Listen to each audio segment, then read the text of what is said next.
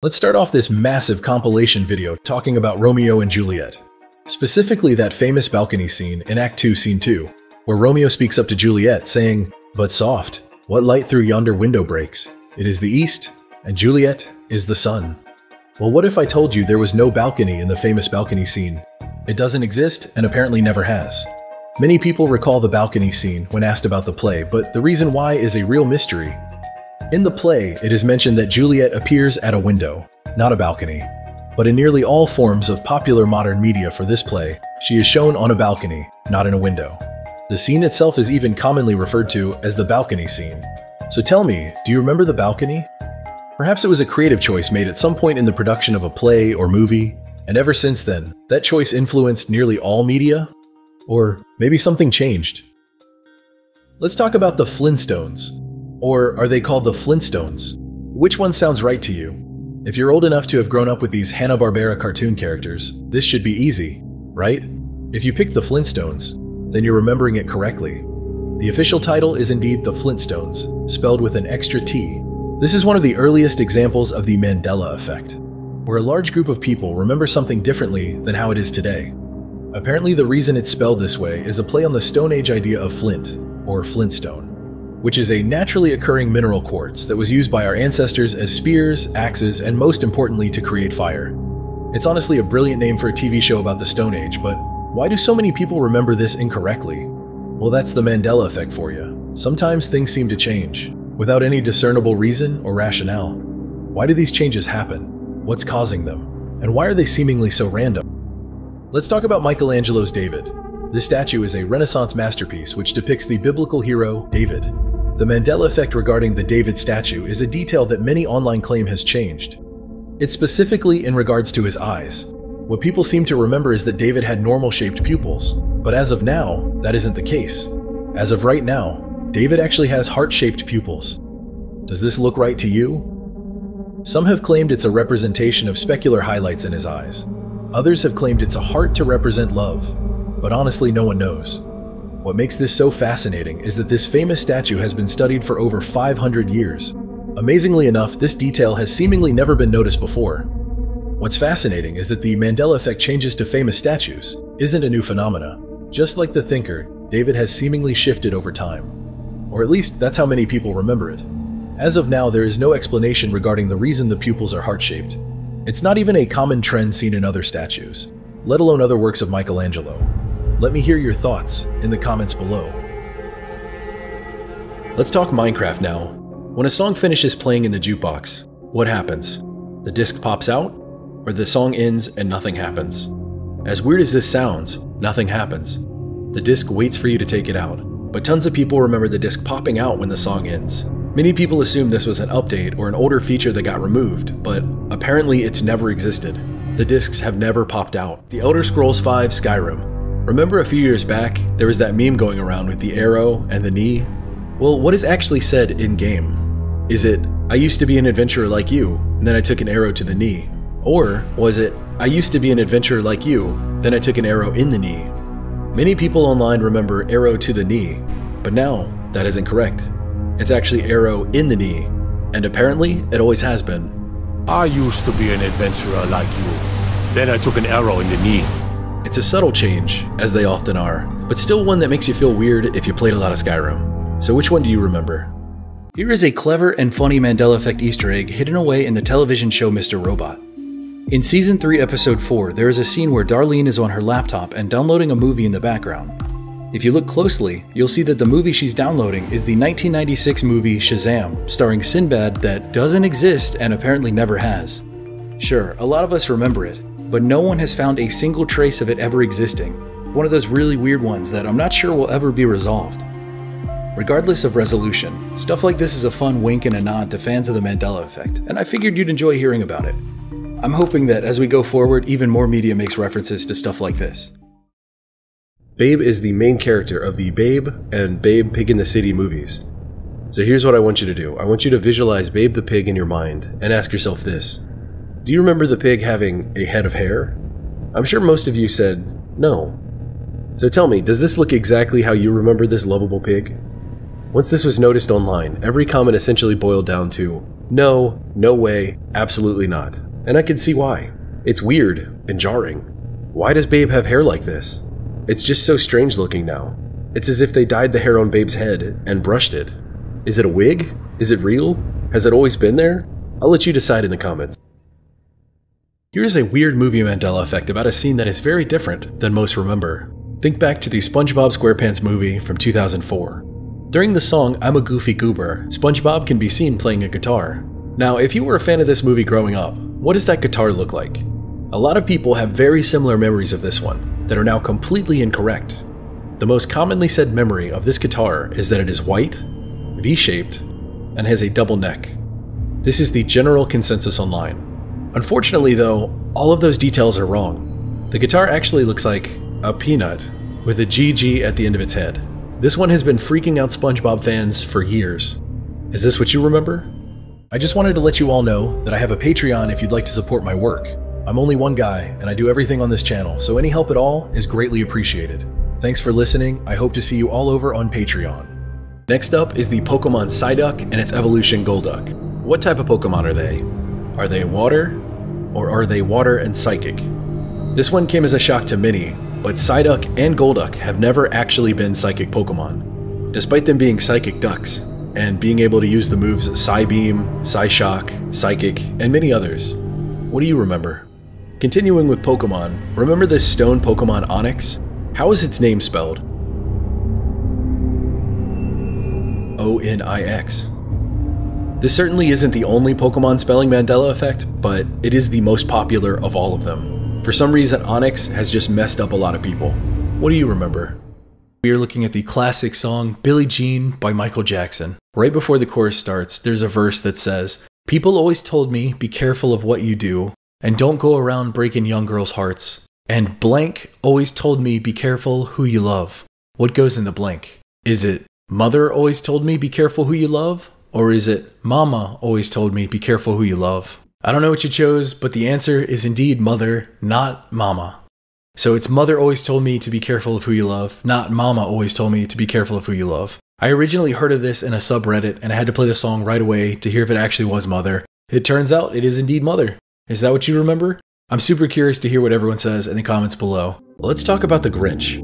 Every year around this time, I get comments from people telling me to cover this one. So it's finally time to cover it. Let's do it. What is the name of this Christmas book and movie retelling the story of the Grinch? Is it The Grinch Who Stole Christmas? Or is it How the Grinch Stole Christmas? This is one of those that didn't necessarily affect me, but there are so many cases of people online who are affected by this that it can't possibly be ignored. I mean, there are hundreds if not thousands on the back behind its dorsal fin. Yes or no? These photos have not been altered by me in any way. That strange mustache pattern on the back of the killer whale, well, turns out it's always been there. When I first heard of this Mandela effect, I quickly googled as many images of killer whales and orca whales as I could find. And as it turns out, it has indeed always been there. Does this strange mustache looking shape look right to you? Do you remember this design on Free Willy's back? Please let me hear all of your thoughts in the comments below. Let's talk about a line from a scene in the classic Christmas movie Home Alone that apparently never existed. Not in deleted scenes, or in its theatrical release, or its trailer, it just doesn't exist. Here's the scene. The two burglars, Marv and Harry, are chasing down Kevin because they're suspicious of him, after an interaction where they almost hit him with their van. The chase concludes at a church, where the lines, "Maybe went into the church. I'm not going in there. Me neither," are said. That's how the line goes now. So what's missing? Many people remember one of them saying the line, "That place gives me the creeps." This. What about you? Let's talk about a classic guitar brand founded in 1890 that is known all over the world. How is it spelled? Squier or Squire? Anyone out there who has owned a guitar or a first-time amp has seen this before. So what do you remember? Both sound the same, but it turns out that the spelling of Squire is actually this one. That's the correct spelling. This Mandela effect has been extremely popular lately, as it's affected so many people online. Are you one of those affected? Or have you always known that Squire was spelled like this? I've tested this on a bunch of different friends and every single one of them has gotten it wrong, which is pretty rare for a Mandela effect. Usually it'll be 40-60 or 60-40, sometimes 50-50, but this one, from what I've seen online, as well as everyone I've talked to, I'm clocking at 100% for this one, which is pretty compelling. So I'd love to hear what you think. The year is 1973, and the movie The Exorcist just released. Audiences across the nation are terrified. The cussing, the gore, the special effects, and story was incredibly scary for its time. So much so that it launched an entirely new genre of horror movies. The Exorcist was burnt into the zeitgeist of American cinema, and has since been called one of the scariest movies of all time. If you watch it nowadays, I would argue that it's not quite as scary as a lot of those people remember, but times have changed, we've seen a lot of scary movies since. So regardless of how you feel about this movie, if you have seen it, I have a Mandela effect for you. Remember poor Regan, tied to the bed and possessed? Did Regan have a feeding tube in her nose during The Exorcist? Yes or no? Well, it turns out in a lot of scenes, she actually did. How convenient that it disappeared before her head spun around. Otherwise, that'd be an especially awkward scene. Many people don't remember this feeding tube, but there it is. What do you think? Do you remember this feeding tube from The Exorcist, or is this another case of the Mandela effect? Let's talk about Japan. Here is an absolutely insane Mandela effect for you. Japan has just discovered 7,000 new unknown islands.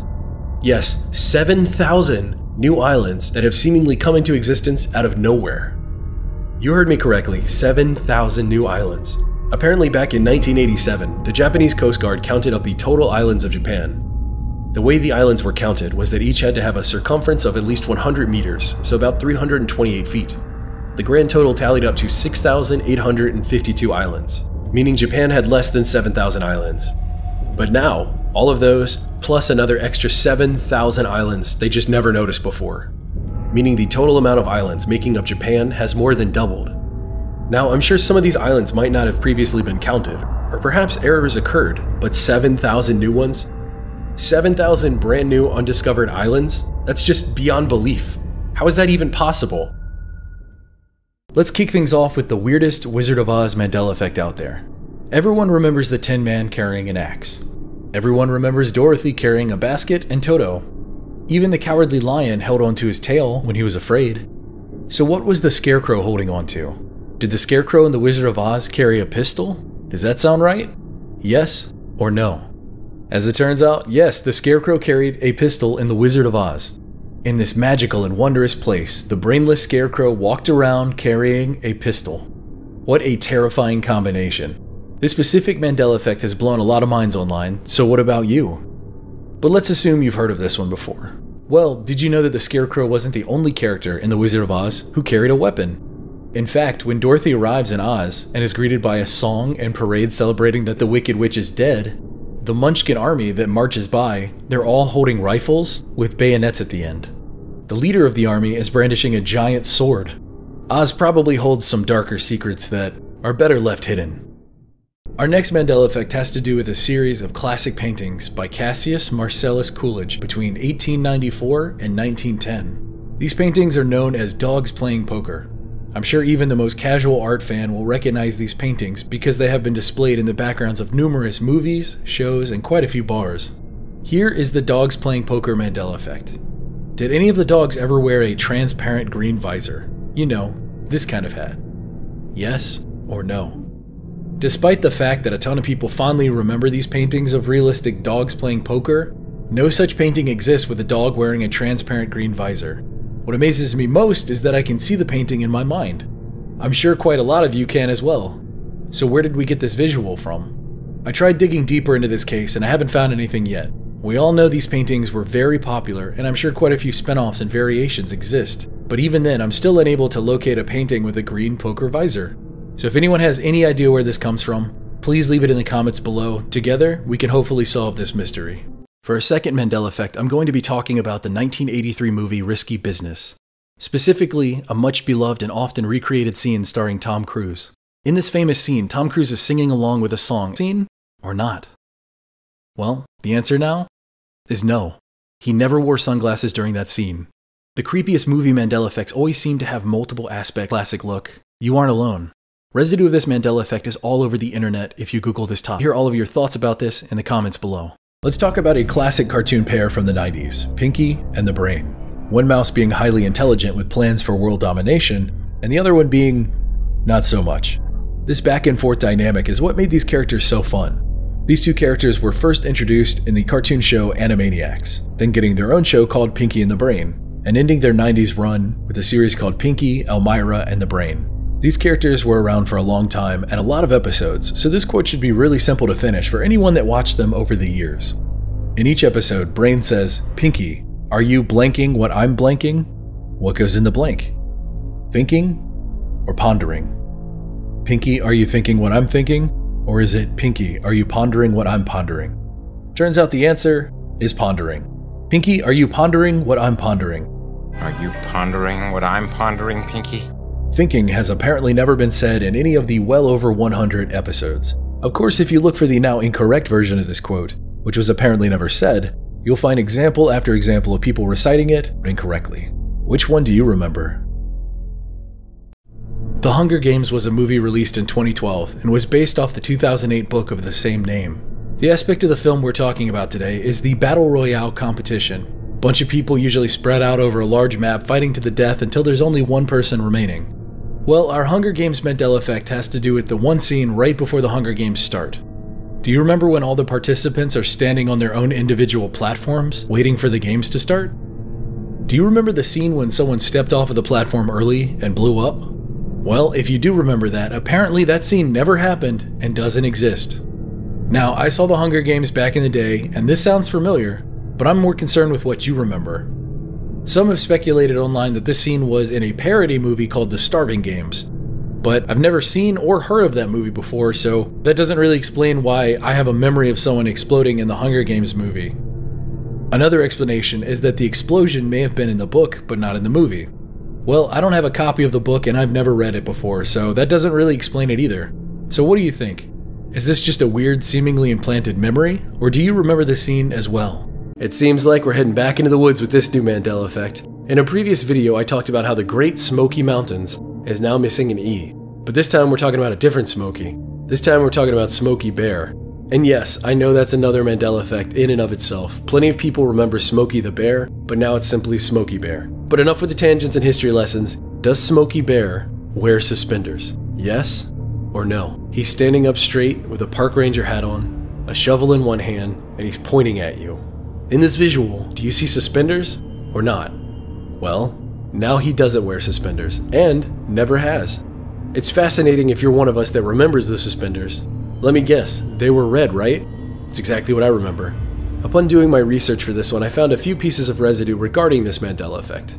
Here are pictures that I found showing that I am not alone in remembering these suspenders. How is it possible that so many of us remember this small little detail that seemingly never existed? It's troubling to say the least. So, as always, let me hear your thoughts in the comments below. Reading through the thoughts and memories of different commenters is always my favorite part of these videos.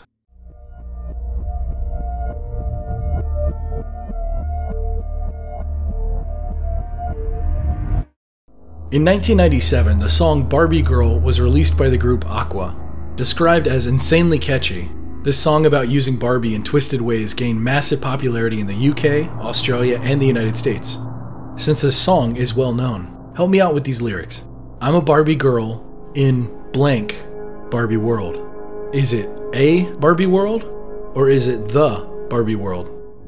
The correct lyric is I'm a Barbie girl in the Barbie world. Did you get that right? Or are you really confused right now? And like I mentioned earlier, if you have another tab, look up this song, listen to it, and tell me if that's what you remember. If not, let me hear about it in the comments below.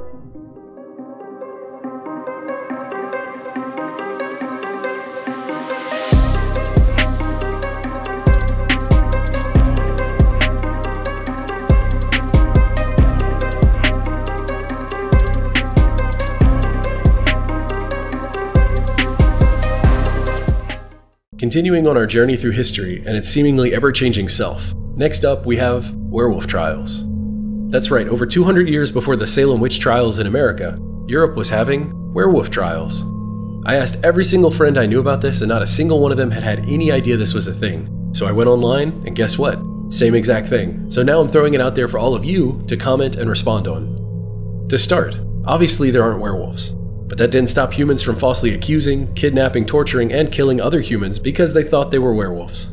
I'm so glad that hundreds of years later, we don't just single out people today for being different and try to eradicate them and their beliefs. Oh. These trials took place throughout the 15th, 16th, and 17th century. And here's a cause you've probably never heard of before. These trials and horrific life-ending punishments were driven by superstition, religion, politics, and the desire to find scapegoats for the harsh conditions of their time. Sound familiar? Many of the accused were beggars, hermits, foreigners, immigrants, and people that were simply different. Absolutely horrifying stuff, and it's terrifying to me that we still have the same thing going on today. But instead of werewolves, it's fill in the blank. This next Mandela effect continues the idea of being really troubling for those affected. If you don't play video games, this one's probably not going to affect you. But if you do play video games and you've played this specific game, this might hit you hard. Up next, we're talking about Mario Kart, the legendary arcade-style racing game that people have enjoyed for decades. And today, specifically, the Nintendo 64 version, Mario Kart 64. This Mandela effect has to do with the insanely unforgiving track, Rainbow Road. The difficulty comes from its trackless edges and hairpin turns. So tell me, did Mario Kart 64's version of Rainbow Road have rails along the sides? Yes or no? The Mandela effect here is that so many people remember Mario Kart 64's Rainbow Road not having rails, thus making it a much tougher race. But apparently it's always had rails? The Super Nintendo version of Mario Kart's Rainbow Road did not have rails, but apparently the N64 one did. This seems like an open and shut case of potentially mixing up the games, but numerous people online claim that they have only played the Nintendo 64 version. So why would they know what's in the older version of Mario Kart that they've never played? Let's check out a classic fan favorite music Mandela effect. The song we're talking about is called In the Air Tonight, which is the debut single for Phil Collins as a solo artist. At numerous points in the song, Phil would say a specific two-word phrase. One example of this is, I can feel it coming in the air tonight, blank, blank. So my question is, what two words did he say? Is it hold on, or is it oh Lord? The correct answer is, I can feel it coming in the air tonight, oh Lord, not hold on. Is that what you remember? Most of the residue online regarding this seems to be of people's memories, not of actual definitive evidence. So for this effect, I'm going to leave it up to your opinions. Hopefully in the future something more definitive can pop up. One last thing I'll say about In the Air Tonight is that the song has a fascinating urban legend around it. The myth goes that the lyrics are based on a drowning incident in which someone was close enough to save a drowning victim, but did not. While Phil Collins, who was too far away to help, simply looked on and watched it happen. Phil Collins has denied these events and is seemingly annoyed whenever it's brought up, but it's pretty interesting. True or false, the Mandela effect and the urban legend around this song, they're both really fun to keep in your head when you're listening to this song. Up next is a Mandela effect that I've never covered on All Time. It's the whole Judge Judy has never used her gavel in any of the episodes of her courtroom drama. When I first heard of this one seemed so absurd to me, I couldn't believe it. At the time it became popular, I really enjoyed looking into it, and reading about it, and watching the hilarious reactions to it. But I couldn't give my stamp of approval until I had watched every episode of Judge Judy to confirm it or deny it. Thankfully, enough people took on the challenge, and eventually it was discovered that Judge Judy did indeed use her gavel on multiple occasions. Bye! Parties are excused. Good. Dismiss. Why you got here? Hey! Should have put one on you. Listen to me. I can't hear everybody at the same time. Had 24-hour oxygen. Did you hear this? My sister has never done anything. Did you for hear my this? mother. I gave watch my whole this. entire life. I don't want to use it. As I look through all these videos of her using the gavel, the most hilarious one comes from season 1, where she slams her gavel down in an episode and says this. No, that's not my signature. Oh, come on. It's not your signature. No, I forged that. Hey. Listen, mine. I don't like to use this thing. It's a recent innovation of mine want you because I using can't it keep either, people I quiet. Let's talk about Lamb Chop, the strange but lovable sock puppet sheep. Lamb Chop was voiced by the late and great Sherry Lewis. Now, this puppet had a preschool TV show that ran from 1992 to 1995 called Lamb Chop's Play Along. The reason I bring up Lamb Chop is because of an iconic song that anyone familiar with Lamb Chop would know. The song is called The Song That Blank Ends. That is today's Mandela effect. What is the name of that song? Is it The Song That Doesn't End? Or is it The Song That Never Ends? The correct answer is, shockingly enough, The Song That Doesn't End. Is that the title that you remember? Because that doesn't sound right to me. Strangely enough, if you look up this song on Google, most of the videos for this song are titled The Song That Never Ends. One of the few videos that I could find that actually had comments turned on was on Facebook. And that comment section was filled with confused people asking if anyone else remembers the song being Never Ends, not Doesn't End. Even the title of the Facebook video was The Song That Never Ends. I listened to the entire song and it never says never. That's pretty weird if you ask me. So what do you remember? Is it the song that never ends, or have you always remembered it as the song that doesn't end? What about electric cars? This seems like a new enough concept. Well, what if I told you that it's actually really, really old? In fact, the first electric car debuted all the way back in 1890 in the United States. Not only that, apparently electric cars from a bunch of different automakers popped up all across the country. New York City even had an entire fleet of 60 electric taxis.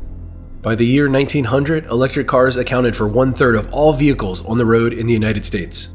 And over the next 10 years, the sales of electric cars kept growing. This definitely sounds like the history you learned growing up, right? Electricity didn't have all the issues that steam or gas cars did. They were easy to drive with no smelly pollutant. Apparently, the electric car over 100 years ago was extremely popular and even led to the first hybrid car. That's right, both gas and electric back in 1899. 1899 was the first hybrid electric gasoline-powered car. To blow your mind even more, even Edison believed that electric cars were the superior technology. But what if I told you that history was a little different now? It was ultimately Henry Ford's mass-produced cheaper Model T car that seemingly killed the electric car, and thus the considerably more toxic and inefficient gas-powered cars became the standard. It all came down to price. Let's talk about some Bible Mandela effects. Let's start small and build up to the bigger effects. Do you remember the story of the 3 wise men that went to see Jesus when he was born? Well, the Bible doesn't actually say 3. In fact, it doesn't give a number at all.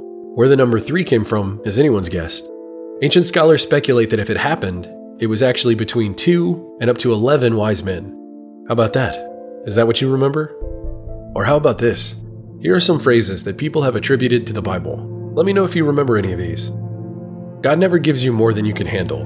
When God closes a door, he opens a window. God helps those who help themselves. Nobody's perfect, or everyone makes mistakes. Hate the sin, love the sinner. And finally, spare the rod, spoil the child. Absolutely none of these are from the Bible, and none of them are mentioned in the Bible. At least, not currently. So where did these come from, and why do people attribute them to the Bible? Well, that's a new mystery entirely. Next up, let's talk about dragons. Everybody knows the Bible mentions dragons a total of 35 times, right? And we are just talking about Revelations. Dragons are mentioned 21 times in the Old Testament and 14 times in the New Testament. And that's not all. Unicorns are mentioned 9 times in the Bible, and the word matrix is used 5 times. Is this what you remember? When you visit the Statue of Liberty, can you go up into the torch? What I learned when I was younger was that you were always able to go into the head of the Statue of Liberty and the torch. I heard that it was shut down for a while in the 1980s for refurbishment and repairs, but after that was finished, you could still visit the torch. Only after the attacks in 2001 were you not allowed up there anymore. Now, perhaps everything I was taught was wrong, and it's always been wrong, but that's what I've always known and have been taught. The truth as it is now is that not since 1916 could you go up into the torch. Does that sound strange to anyone? Now, to bring everything together, the reason you can't go inside of it is because of the structural damage caused by the Black Tom explosion. Another detail I find interesting is the belief that it was closed in the 1980s for simple refurbishment and repairs, to fix the years and years of wear and tear. That isn't actually what it was. It was once again to work on the damage caused by the explosion. Another one where I'm like, what? Again, why did no one ever talk about the Black Tom explosion if it's what caused those problems? What's interesting for this Mandela effect is that you can find residue all over the internet of people remembering how they visited the torch. They went there as a kid, they went there as an adult, they went there with their grandparents. Recounts of people's experiences can be found all over the internet if you want to look further into this. But for now, I'll leave it at that.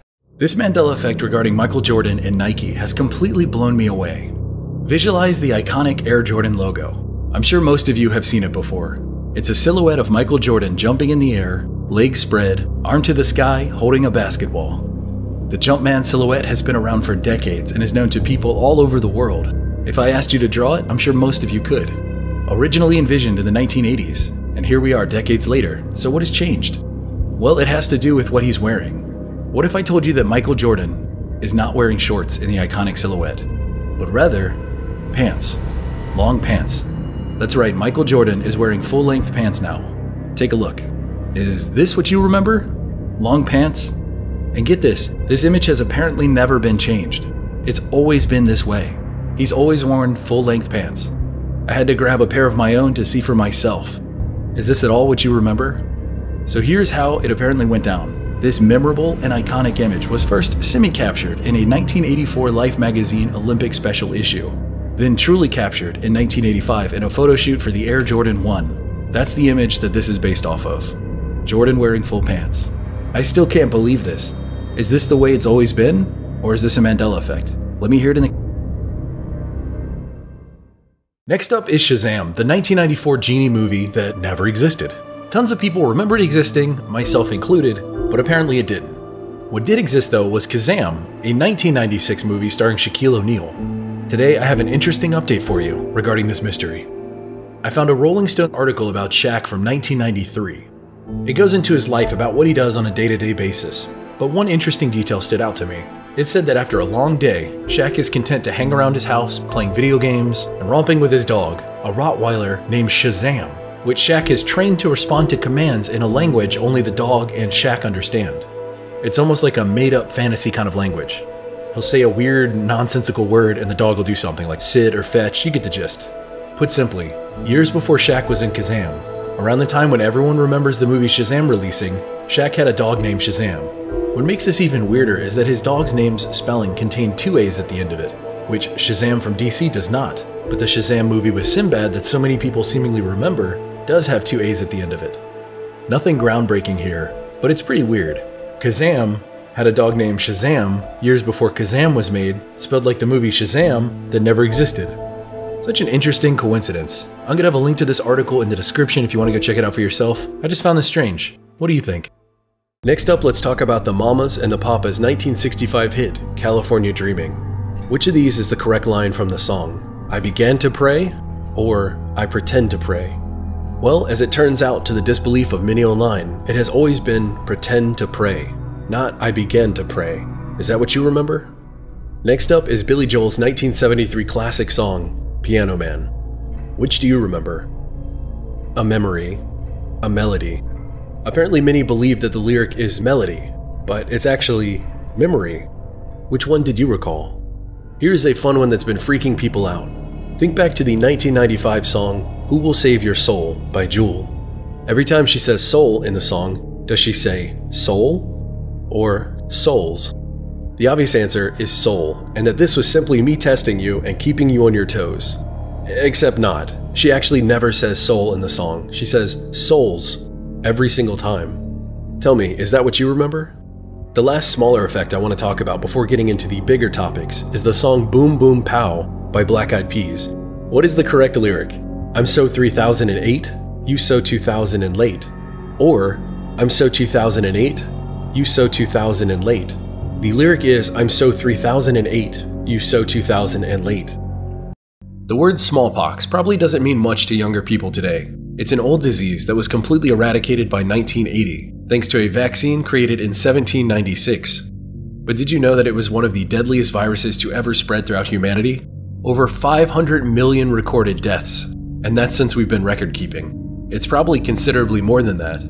In fact, one epidemic in Japan between 735 and 737 was believed to have killed off an entire third of their population. Smallpox is no joke.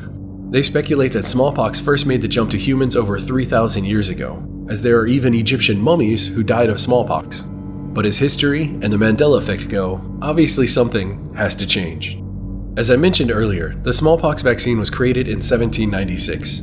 Except now it was being used 30 plus years earlier when George Washington and Congress carried out a mass vaccination campaign in the Continental Army that reduced the mortality from smallpox to less than 2%, from what was 50%. Let's say 2 people got it, 1 person was pretty much guaranteed to die, to now being 50 people could get it and only 1 person would die. It was this overwhelming massive success that somehow the history books forgot to mention until now. And get this, inoculations and vaccines for smallpox date back somehow even further than that. Examples range from the early 1700s all the way back to the 1500s in China. Let's talk about something fun related to an older Mandela effect. Remember the Skechers Mandela effect? Where people remember Skechers being spelled with a T, but apparently it never had a T in it. So it's Skeechers or Ski Cheers. I don't know, it's a weird one. This Mandela effect has been around forever, but apparently Skechers finally caught on to this obvious and easy target, and made an ad out of it. Turns out that this isn't the first time this has happened. In my video Brand New Mandela Effects Part 24, I talked about how the Fruit of the Loom tapped into the Mandela Effect popularity for an April Fool's prank back in 2022. What they did was they added the missing cornucopia back to its logo. Some found it to be funny, others thought it was gaslighting. Go check out that video for more details on that. All this to say, Skechers made a Mandela Effect ad relating to their brand, and like last time, you either find it funny or you think it's gaslighting. I'll let you decide. Here's the ad. Did you know there's no T in Skechers? Never has been, never will be. What you talking about, fool? Mr. T's always in Skechers. T and D's Skechers. T and D's Skechers. Ah! T and D's Skechers. T and this pair of Skechers. There's even a T and D's Skechers. Skechers, Mr. T. Mr. T, Skechers. I'm just saying people often misspell Skechers and put a T in it. Maybe they should think about changing it then. Skechers, no T, just comfort. Do you remember the T? Let's talk about Dwayne Johnson, aka The Rock, the former wrestler and now actor that is somehow cast in everything. Everything from the Fast and Furious franchise, to Disney's animated Moana, to the latest Disney ride turned movie Jungle Cruise. The reason I bring him up is because of his famous wrestling quote from back in the day. Can you smell what The Rock is cooking? I never watched wrestling growing up, but even I had heard of this quote. So come to find out, that isn't actually what he says. In fact, he never said, "Can you smell what The Rock is cooking?" His quote is actually, "If you smell what The Rock is cooking." If, not can. This might seem like a small grammatical difference, but it fundamentally changes the meaning of the quote. Not only are there multiple threads online discussing this weird change, but numerous comments from people all over YouTube remembering this quote being can, not if. This misspoken and misquoted line isn't just limited to audio and video clips. It's quoted on t-shirts, media pieces about The Rock, and dozens of articles. Is it possible that everyone is wrong and this is just a mistake that keeps being repeated? Or is this another example of the Mandela effect? In my research for this, I found videos saying can in the title, but when you watch it, he says if. I even looked up his wrestling theme song to see what it says, and it says, "If you smell what The Rock is cooking." So what do you remember? Has it always been, "If you smell what The Rock is cooking," or has something changed? I'm curious to hear which one you remember. Starting off today's video is the classic Christmas song, "I'll Be Home for Christmas." The lyrics for the song go as follows. "I'll be home for Christmas, you can blank on me." What goes in the blank? Is it "you can count on me," or is it "you can plan on me"? If you're like so many of us, you probably said "you can count on me," but that is now apparently wrong and has always been wrong. It's "you can plan on me." Tell me, is this what you remember? This Mandela effect has blown away everyone, and I mean everyone. So what about the dozens and dozens of versions of this song? Surely one of them says count, right? Well, let's check them out. What about Bing Crosby? You can plan. Michael Bublé. You can plan. Frank Sinatra. You can plan. Elvis. You can plan. Dean Martin. You can plan. Perry Como. You can plan. If the lyric "you can count on me" exists, which it very well might, it's in none of the classic and well-known versions of this song. Stanley Kubrick is one of the greatest filmmaking visionaries in history, creating such masterpieces as The Shining, A Clockwork Orange, and Eyes Wide Shut. But today we're talking about his 1968 classic, 2001: A Space Odyssey. This beyond impressive wallpaper generator of a film has inspired pretty much every science fiction movie since. 2001: A Space Odyssey is specifically known for how sparingly it uses dialogue. In fact, during its 142-minute runtime, it has less than 40 minutes of dialogue. But what dialogue the movie does have is some of the most memorable. Like when HAL 9000 says, "This mission is too important for me to allow you to jeopardize it." Or Dave pleading with HAL, "Open the pod bay doors, HAL." And HAL 9000 responding by saying, "I'm sorry, Dave. I'm afraid I can't do that." Or, probably the most well-known quote from HAL 9000 saying, "Good morning, Dave." Except, here's the thing. As it is now, HAL 9000 never actually said that line. Not once in the movie, or in any trailer, or in any of the cut scenes. Nowhere. So how is this possible? What happened to this line? Why do so many people remember and quote this line when it apparently never existed? These are questions I don't know the answer to, so I'd like to hear what you think. Is this a Mandela effect? Or is this quote just some incorrect and misremembered phrase repeated over and over worldwide? As always, let me hear your thoughts below. Who designed the first American flag? I'll give you a few seconds to think about it. Was it Betsy Ross?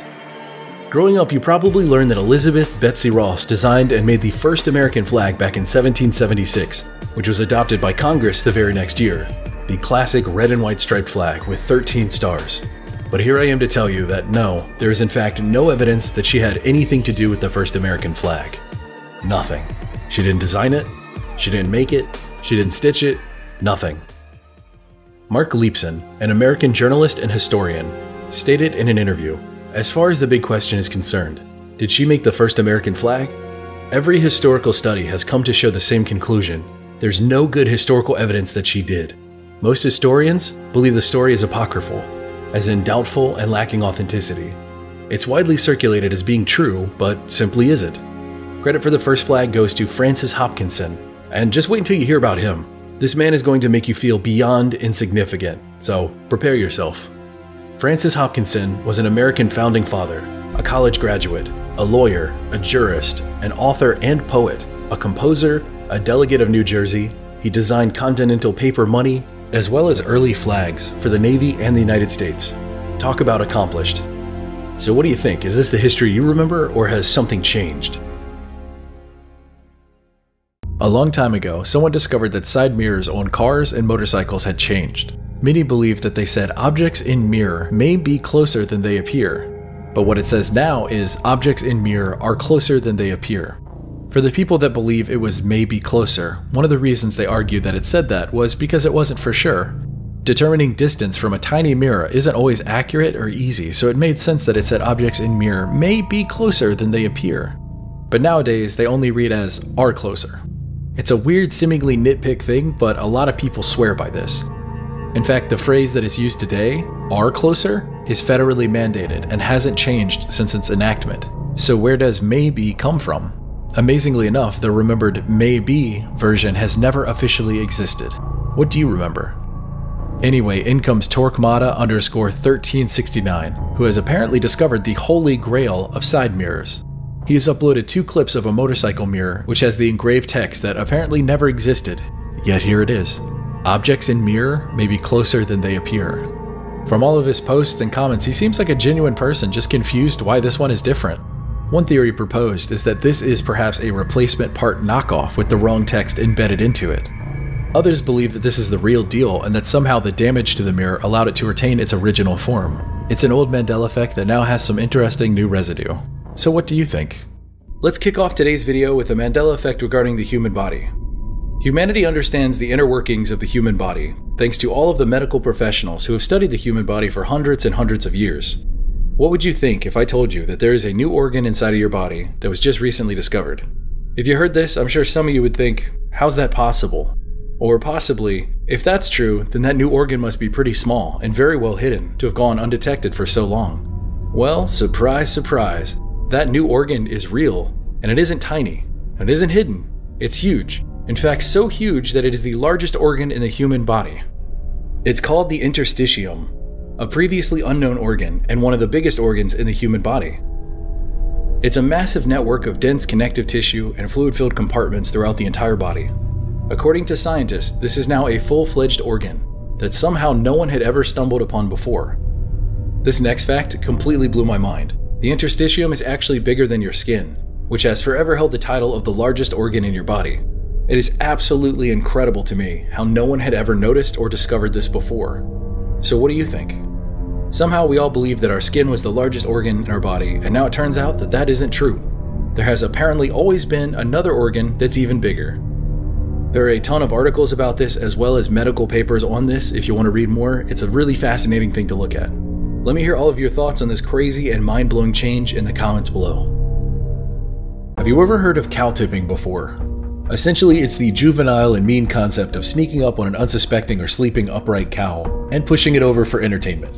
You don't really hear a lot about cow tipping these days, now that there's so much entertainment at our fingertips. But back in the day, everyone knew someone who knew someone that went cow tipping.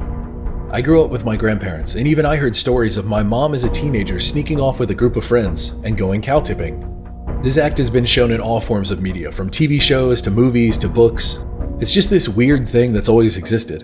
But what if I told you that cow tipping, 1, doesn't actually happen, and 2, is physically impossible? As it goes now, cow tipping isn't a real thing, and it has never been a real thing. First of all, cows are massive. It's been determined that you'd need 670 to 900 pounds of force to even attempt to push one over. Secondly, cows only sleep lightly when upright, and easily wake up. They only go to deep sleep when they're lying down. Lastly, and most shockingly, there has never been a recorded case of anyone ever cow tipping. No videos, no evidence, just old stories people used to tell. The concept of cow tipping and the fact that it's never actually existed has been blowing up online lately, so tell me, is this what you remember? Was cow tipping just an urban legend or a myth perpetrated in movies like Heathers, Tommy Boy, Barnyard, and I Love You, Beth Cooper? Or was this actually a thing at some point, and now it's not? Let me hear your thoughts in the comments below. October 30th, 1938, the day before Halloween. Famed writer George Orson Welles performed the terrifying radio adaptation of H.G. Wells' novel, The War of the Worlds. This Halloween special radio broadcast was a fictional news report of aliens violently invading Earth. Now, here is the Mandela effect for those of you who learned about this in school. What was the effect of this radio broadcast? Did it cause mass panic across the country? Or did it cause very little panic across the country? If you're like me, you remember learning that this day before Halloween radio broadcast caused major panic across the country. Police were called, workers left what they were doing to hide, people jumped off buildings, and emergency services were overwhelmed with calls. This was taught to us in school to highlight the power the media has over the population, and how it must be used responsibly. Or at least that's what I took away from it. As it turns out now, there was never a major panic. No one died, no one jumped, nothing of the sort happened. In fact, Adolf Hitler himself joined in on the mass hysteria and publicity and used it as an example of, quote, evidence of the decadence and corrupt condition of democracy. Very weird. Now, some theorize that the reports came out to artificially sell newspapers. Others say it was never a big deal to begin with. And the rest of us are just left scratching our heads. So what do you remember learning about? Or, if you happen to be old enough, what do you remember about this broadcast? Do you remember learning that the special Halloween radio broadcast of The War of the Worlds caused mass panic? Or has the Mandela effect struck again? Let me know in the comments below. Let's check out some more potential Mandela effect examples. We all hopefully know of the space race between what is modern-day Russia and the United States of America from back in the 1960s. Perhaps you've heard about Operation Paperclip from the 1940s to the 1950s. A plan to take former Nazi scientists, technicians, and engineers and put them to work for the US government. That's actually where NASA came from. Take the brightest minds of your enemies and make them work for you. Many people would probably recognize the scientifically valuable work of Wernher von Braun, the man who is credited as the father of space travel and the father of rocket science. He invented the V2 rockets and is largely credited for rocket science. So are you ready for the Mandela effect? No, you aren't. No one is. Enter the CBU manuscripts. A 450-page manuscript written in the 1500s. Yes, you heard me correctly, the 1500s, that's 1500. These CBU manuscripts contain diagrams and step-by-step instructions regarding artillery, ballistics, multi-stage rockets, meaning 2- and 3-stage rockets. You know, where the rocket separates into multiple pieces as it breaks through Earth's atmosphere? Yeah, it's talking about that. As well as manned rockets, liquid fuel, along with their complex construction instructions. Not only that, I know, how can there be more? Apparently in the 1500s, one of these rockets was even successfully tested. This is just beyond comprehension. The Mandela effect, time travel, or just lost history being rediscovered, whatever you want to call it, it's absolutely mind-blowing, and it raises so many questions. So this next Mandela effect is completely out of my expertise, but there are hundreds online who believe it's changed, so I'm going to trust them. Up next is Art Pop, the third studio album by Lady Gaga. Released in 2013, this album went on to sell millions and millions of copies. So what's the Mandela effect? Apparently, something on the album art has changed. While researching this, I found dozens of people that said it's always been there, and hundreds of people that said it's never been there. So what am I talking about? Well, apparently, the artwork for Art Pop now has a white star on it. Just a strange, random white star seemingly placed arbitrarily. To me personally, the star doesn't especially pop out, and it isn't super noticeable or meaningful in this piece of art. So let's dig deeper as to why it's there. After searching a while, I found a photo of her album art without text on it. And you can see that the white star is still there.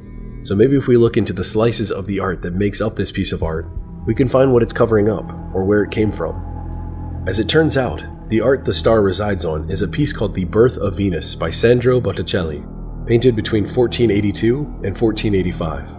Upon looking at the original, it shows that there is no white star. Nothing. I thought maybe it was covering up something, but nope, it's just a random white star placed on top of some hair. So it makes me wonder, does this add credence to the idea that this star wasn't originally there? Possibly. If you look at the Art Pop artwork, there's literally no reason for the star to be there. It's just randomly stamped there. Maybe it was somehow retroactively added in, or maybe it's always been there from the start. I'll let you decide. Al Capone, also known by the nickname Scarface, is one of America's most famous gangsters back during the Prohibition era. This rich and powerful businessman, as he called himself, was also the boss of the Chicago Outfit, aka the Chicago Mob. Al Capone reigned supreme for 7 long years before the US government finally took him down. It wasn't for his crimes of extortion, murder, robbery, or bootlegging that took him down. It was tax evasion. In 1931, Al Capone was convicted and sentenced to 11 years in prison, but he was only imprisoned for 8 years. Here is where the Mandela effect comes in. What happened to Al Capone? It's a widely known fact today that when he entered prison, he had syphilis, which remained untreated for the vast majority of his stay. By the end of his life, he was actually diagnosed as having the mental age of a 12-year-old. So tell me, where did Al Capone die? Was it in Alcatraz prison? Or was it in his home in Florida? I am one of the many people who were taught that Al Capone had died in prison. Well, it turns out, after 8 years of incarceration, he was paroled in 1939, and he actually lived on for 8 more years after his prison sentence. What did you remember? And get this, Al Capone spent his last years of his life at his mansion in Palm Island, Florida, spending time with his wife and grandchildren. Then, because of complications of syphilis, he eventually suffered, yet survived a stroke, but then not long after, he died of cardiac arrest. This timeline is drastically different than the one that I remember learning about and studying growing up. So what about you? Do you remember Al Capone dying in prison, or dying 8 years later surrounded by his family and loved ones? Let's talk about the gaming giant Nintendo, specifically regarding the Nintendo Entertainment System launch title, Super Mario Bros. This beloved video game was released in 1985 in Japan and North America, and in 1987 Europe and Australia. Super Mario Bros. Is an instant classic whom many attribute to the revival of video games after the 1983 video game crash. Super Mario Bros. Went on to sell a total of 40 million copies, and over the next few decades, Mario became a billion-dollar franchise for Nintendo. All of this to say, Super Mario Bros. Was insanely popular. So much so, this Mandela effect should affect quite a few of you. So here's my question. In the original Super Mario Bros., when you reach the end of a world, at least for the first 7 times, you're greeted by Toad saying, "Thank you, Mario, but blank, princess is in another castle." Fill in that blank. What goes there? Since tens of millions of people have played this should be an easy answer. Many online seem to remember it as the. Some out there seem to remember it as your. But the accurate phrase is actually, "Thank you, Mario, but our princess is in another castle." Is that what you remember? And if not, which did you remember? There's a lot of debate online about which one came first. Maybe it was changed, maybe it was based off memes, what could have changed it, I don't remember this, I do, back and forth. All kinds of arguing, all kinds of drama. I'm on team the princess, but I'm not as passionate about this as some are online. I mean, I loved playing Mario growing up, but I was more of a Legend of Zelda and Metroid kid. Also, side note, have any of you ever noticed how it looks like Toad is flipping you off in the final scene? How rude. Back in 2004, the classic first-person shooter video game Halo 2 was released on the original Xbox. In Halo 2, the story was split up between 2 main characters, the Master Chief and the Arbiter. This Mandela effect has to do with the Arbiter and his armor design from Halo 2. This game being the introduction to the Arbiter, his design and look was iconic. It was permanently burned into the memories of everyone who played this game. But now, it seems like new details have appeared on his character model that, according to hundreds of people online, didn't exist before. So what do you think? Do you remember the Arbiter having this extremely detailed design in his pauldron? You see, the armor on the Arbiter is unique and memorable because of its strange design. One shoulder is raised much higher than the other. The raised side is always visible in cinematics as well as cooperative play. Somebody at some point would have surely noticed this delicate engraving before, right? These games are beloved, they're played over and over and over again, they're analyzed, there's dozens and dozens of YouTube channels dedicated to researching, studying, and playing these games, and no one's ever noticed this before? That's when this thought came to me. Halo 2 Anniversary is the remaster of the original Halo 2, and it came out nearly 10 years after the fact. I initially thought that this change to the Arbiter's armor could have been a visual upgrade or a redesign for the remastered version. But when comparing the two games, I discovered that actually the symbol is in both games. So what do you all think? I find it incredible that this very beautiful detail has never been noticed before in one of the most beloved and replayed games ever. People have played Halo games for nearly 20 years, but this was just discovered. Is this a Mandela effect, or has this detail always been there?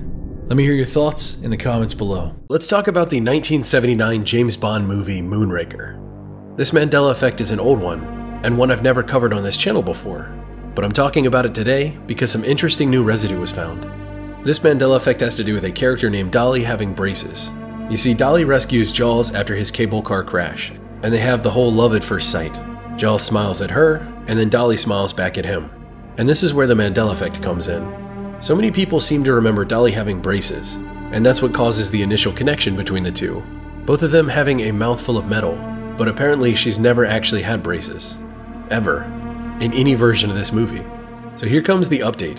When this movie first released, the Los Angeles Times put out a review that day mentioning it would be a relationship made in heaven if only she wore braces. Now this is pretty interesting to me because it refutes the idea that Dolly actually had braces in the movie, but it also kind of plants the idea that maybe she does, or did, or should. It's really weird, right?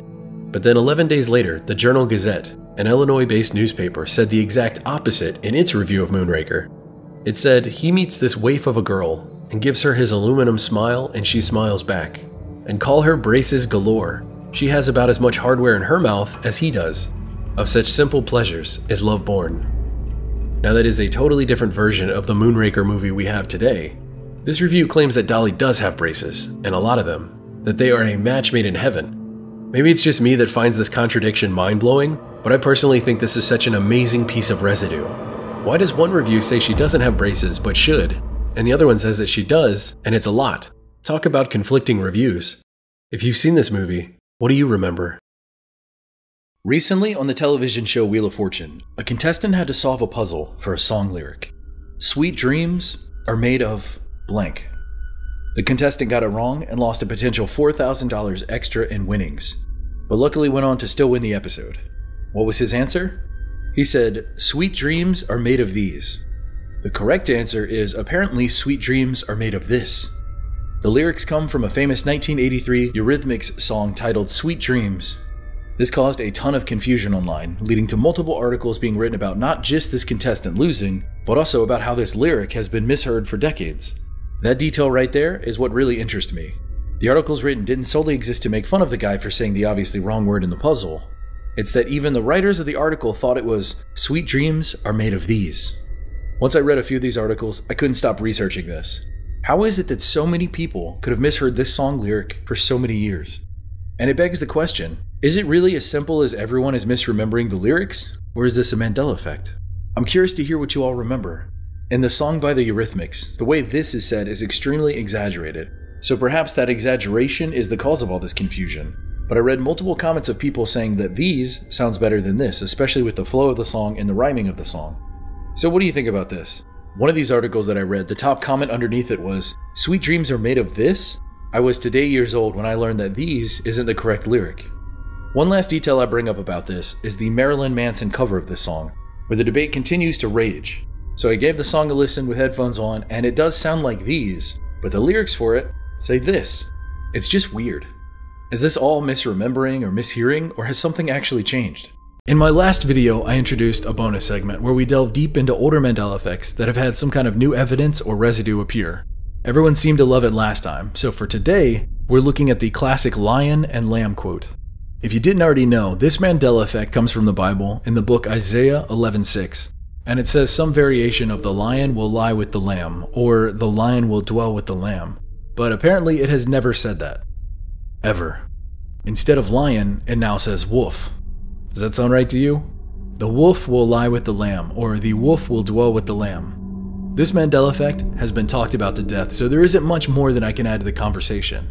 But what I can add is this amazing residue from the 1960s. Apparently this weird Mandela effect stuff was noticed all the way back then, but obviously it didn't have that name yet.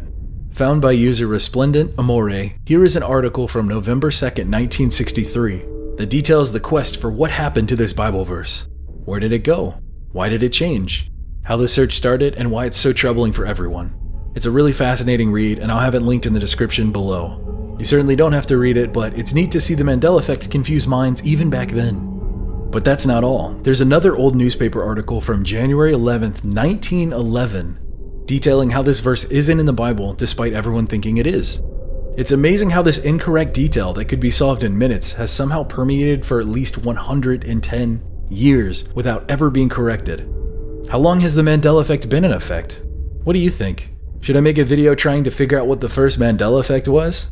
I feel like that would be a pretty interesting video. Thank you all for watching, I hope you had a good time, and I'll see you in the next video. Until then, never stop searching. The Mona Lisa, the world-famous painting by Leonardo da Vinci, is no stranger to the Mandela effect. Previously, people have argued over whether or not she is smiling, smirking, or just giving a straight face, a debate that still rages on to this day. But that's not the argument that's going to be presented today. Today we're talking about a growing group of people who have made the claim that Lisa now has a thin, semi-transparent black veil over her head and hair that she previously did not. Take a look at this and tell me what you think. What do you remember? Has the black veil always been there? Or are these people mistaken? Or has this strange new addition to history crept in without anyone noticing? Here's an outlandish theory that someone proposed that seems entirely within the realm of possibility. Perhaps the Mona Lisa was stolen many years ago and replaced with a finely crafted fake. If that actually was the case, I could understand a few differences here and there. I mean, the cost of insurance for the Mona Lisa today is valued at $870 million. That's a valuable piece of history. Now, I'm no art expert, so definitely don't take my opinion as fact, but of all the times that I've viewed this painting, I've never once noticed this black veil, let alone how detailed it is. I mean, look at the edges on the left side of her hair. It's exquisitely detailed. One interesting fact from this time period is that a black veil typically signified a pregnant woman or a woman who just gave birth.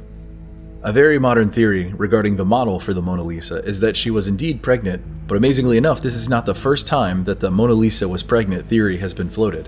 In 1959, a British doctor, Kenneth D. Keel, published a paper in the Journal of History and Medicine and Allied Sciences, insisting that the woman in the world's most famous painting had a puffy neck caused by an enlarged thyroid gland, a sure sign that she was pregnant. What do you think about all this? Frosty the Snowman is a childhood classic to many in the United States. He was a snowman brought to life through magic in a 1950 recording, but became a household name in his 1969 animated film debut. Frosty the Snowman is a memorable character, and if you ask most people, they can describe every detail about him. But miraculously, Frosty is now missing something. So here's what I'd like you to do. Visualize all of the accessories and clothing articles on Frosty the Snowman. Now what do you see? Let's see what we've got. We have a button nose, we have two eyes made out of coal, and here is the Mandela effect. Which of these items did he never adorn in the 1969 film? An old silk hat? A corncob pipe? A red scarf? A broom? Frosty the Snowman has an old silk hat, a broom, and a corncob pipe, but has surprisingly never worn a red scarf. Do you remember a red scarf? For some reason, dozens of people online seem to remember Frosty the Snowman wearing a scarf, and most remember it being red. So where did it go? Why do so many people remember this detail that now seemingly doesn't exist? It's really interesting. Even some modern-day Frosty the Snowman publications and media today show him wearing a red scarf. If you compare the past and the present, at some point some artist said, "Oh yeah, of course he has a red scarf," and drew Frosty with a red scarf. Does this prove he used to have a scarf, and that the past has been altered in some slight way? Or is this just a massive case of misremembering an iconic childhood character? I'll leave that for all of you to argue over in the comments below. Oh, and before I leave this topic, check out this funny little detail. Look at what the kids are wearing in Frosty the Snowman. You see anything wrong with this image? Did the creative behind these illustrations grow up in a place without snow? Do they not realize it's cold? These kids are wearing shorts in a blizzard. Anyway, let's talk about some emoji that have apparently gone missing. I've mentioned in a previous video about how certain emoji have seemingly disappeared from existence, as in they not only don't exist anymore, but any trace of them having ever existed is completely gone. Meaning for the people who remember the seahorse, the hiking man, the robber, the green peas, and the swordfish, all of those apparently never existed, despite all the memories of people having used them or seen them before. It's so strange. Well, today we have 2 new emoji to add to that growing collection. Today I'm talking about 2 new emoji that many people claim used to exist, but apparently don't anymore. So let's see if you remember these. First up is the moose emoji, reddish brown with big old horns. This emoji has apparently never existed and to this day still doesn't, but a lot of people remember it. There's a deer, a goat, even 2 kinds of camels, but not a moose in sight. Do you remember there being a moose emoji? Next up is the milkshake emoji, a classic American dessert. This one is really interesting to me, because I even remember it. It was a cup with whipped cream, a cherry on top, and a red straw. I vividly remember this tiny emoji, but apparently it has never existed before. When I was looking into this was something fun I found. When it comes to drinks represented by emoji, you have almost everything you could want. Beer, wine, whiskey, sake, cocktails, a martini, champagne, milk, coffee, tea, a soda cup, apple juice, a milk bottle, a spilled glass, green tea, and even boba, or bubble tea, but no milkshake. It just so happens to be the one that doesn't exist and has never existed, according to the shadowy and powerful group, the Unicode Consortium. Yes, that's a real thing, and they get to decide what emoji get made. Seriously, check out my original video on this topic, I go way into detail about them. Is this a Mandela effect, or is this all in our head? During the 15th century in feudal Japan, the covert mercenaries known as ninja or shinobi rose to prominence. Using espionage, surprise attacks, and deception, these ninjas fought most of their conflicts in shadow. During the 17th century, after the unification of Japan, the necessity of ninjas began to fade and their legend fell to folklore. Folklore that is still talked about to this day. Ninjas were often poor working class people who were willing to do the less honorable acts for money. So of course over time this profession grew into a lucrative venture. So now that I've covered some of their history, let's get to our Mandela effect question. The shinobi shizoku was the traditional outerwear worn by ninjas. So here's my question. What color did ninjas wear? Was it black? Was it blue? Was it red? Or was it white? Let's remove the 2 colors too bright to be used in covert actions, and we are left with black and blue.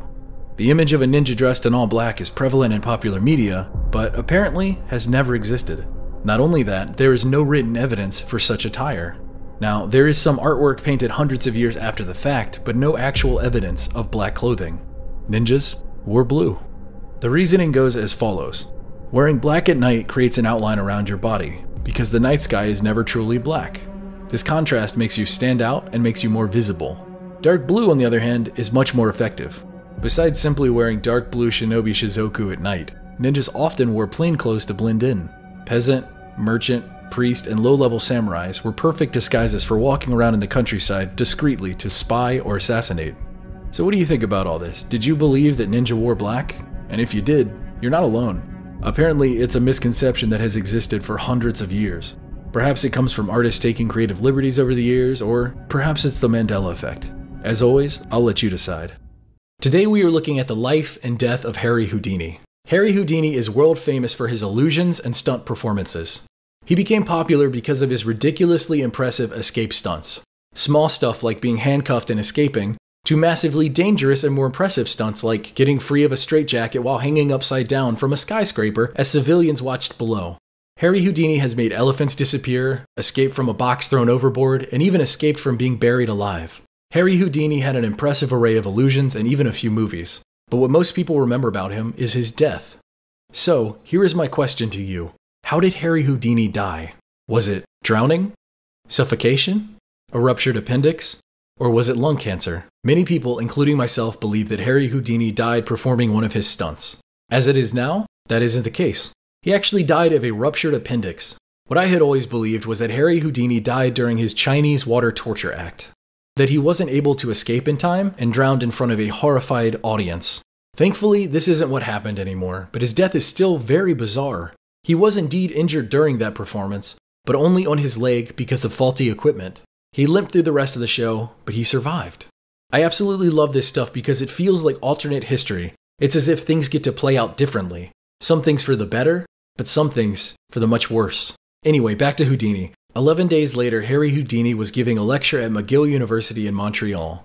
After this lecture, he spoke with students in his dressing room. One student asked if he really could resist hard punches to his abdomen, a claim that he had previously made.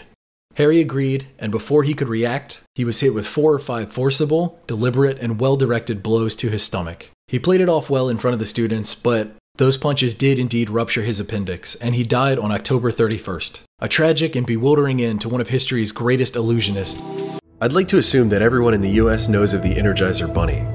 The pink bunny mascot with a drum, powered by Energizer batteries that keep going and going.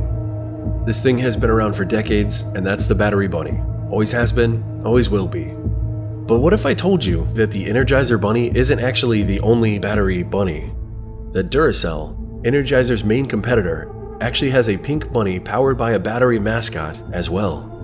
And get this, that bunny was created first and has been around longer than Energizer's bunny. When I first read about this, my jaw dropped. I started digging deeper into this, and it's all true, and a lot of people online are freaking out about it.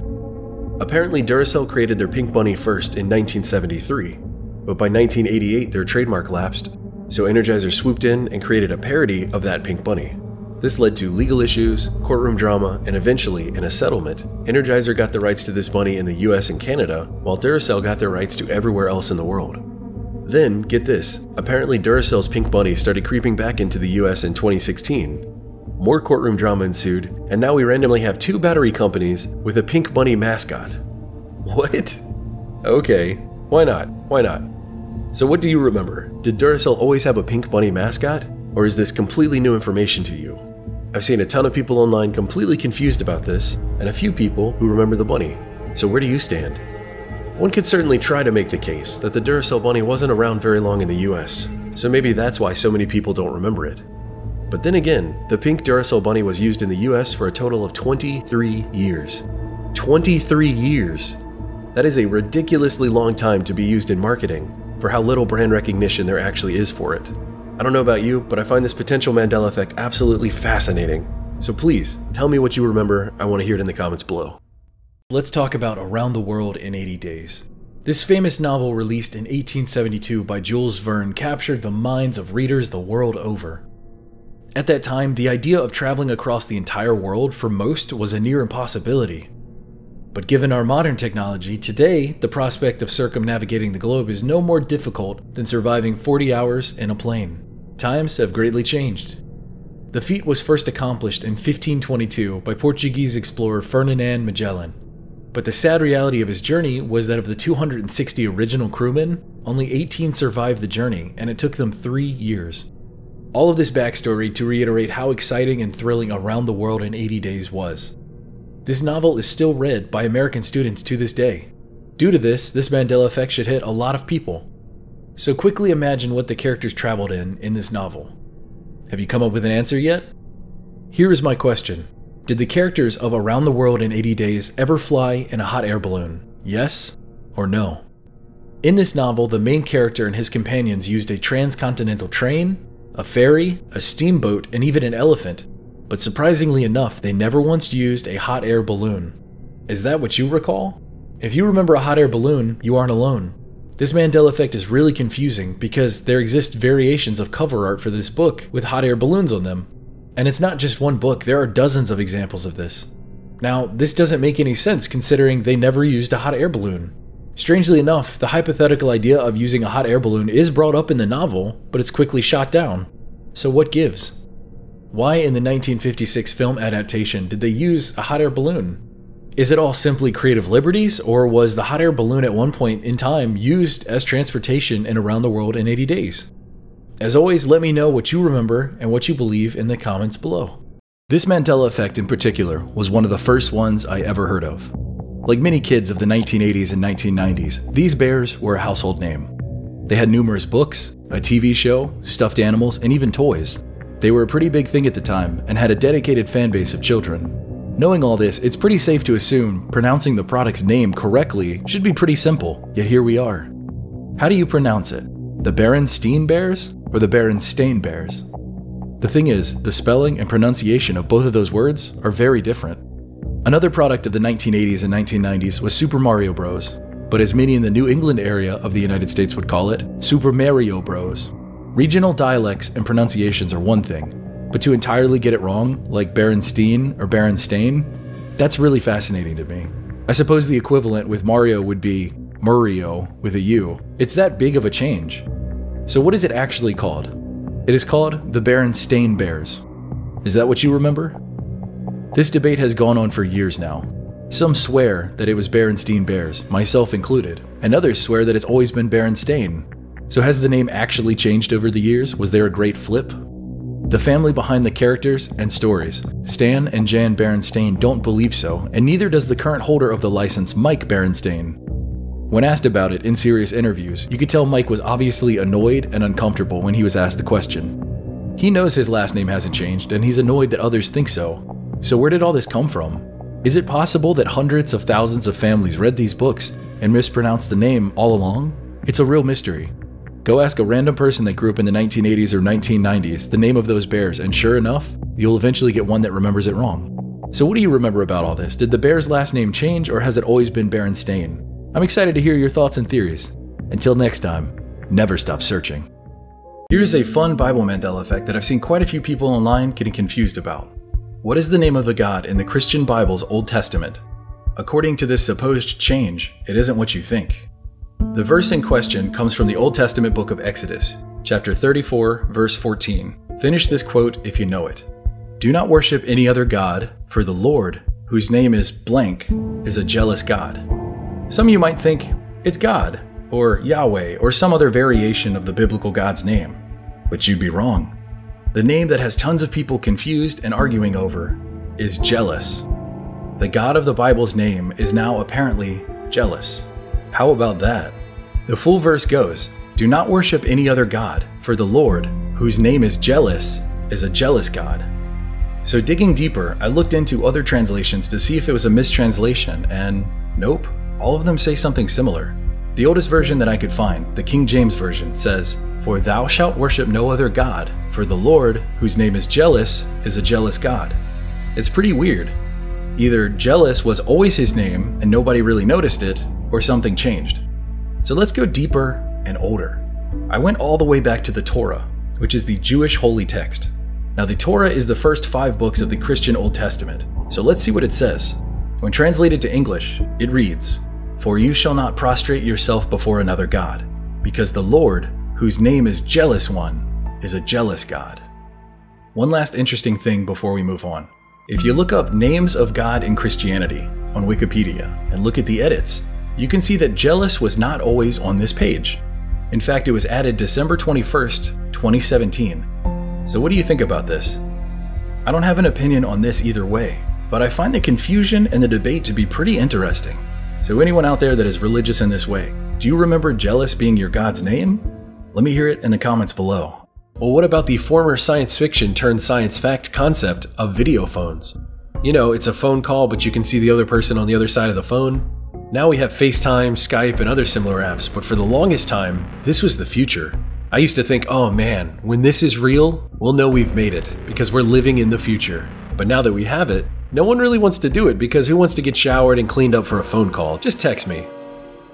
In the 1960s, Bell System, later renamed AT&T, showed off their picture phone as a prototype at the New York City World's Fair.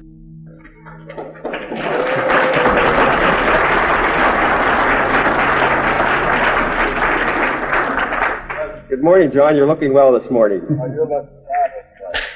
I'm very pleased and proud, John, to participate with you this morning in this historic call. But that wasn't the first showing of this technology. Even though at the time, this was shown off as a brand new thing never before seen or realized. What if I told you that video phones existed, and not just in concept, but actually existed and were publicly used 87 years ago? Go ahead, take a moment to take that in. 87 years ago. Germany, 1936. The world's first two-way video phone service launched. This unbelievable historical achievement that seemingly spawned into existence was so far ahead of its time. Get this, it connected to a range of 100 miles, to multiple cities in Germany, and was open to the public. It ran at 25 frames per second on a CRT display at a resolution of 172 rows, which equated to about 40,000 pixels. It was said to be so detailed that you could read the hands on a wristwatch. 3-minute phone calls were priced at about 1/15 of the average German's weekly wage. Each city had a few booths, and all you had to do was make an appointment ahead of time at the post office. Then World War II came around, and their plans to extend the network were abandoned for obvious reasons. By 1940, the entire system was shut down. Growing up, you've probably learned that a straight line is the shortest distance between 2 points, right? Or some variation of that, like, a line is the shortest distance between 2 points. Does that sound familiar to you? Because if it does, you're about to be interested in this. That's correct if it's a straight line, but it all depends on the geometry of the object in question.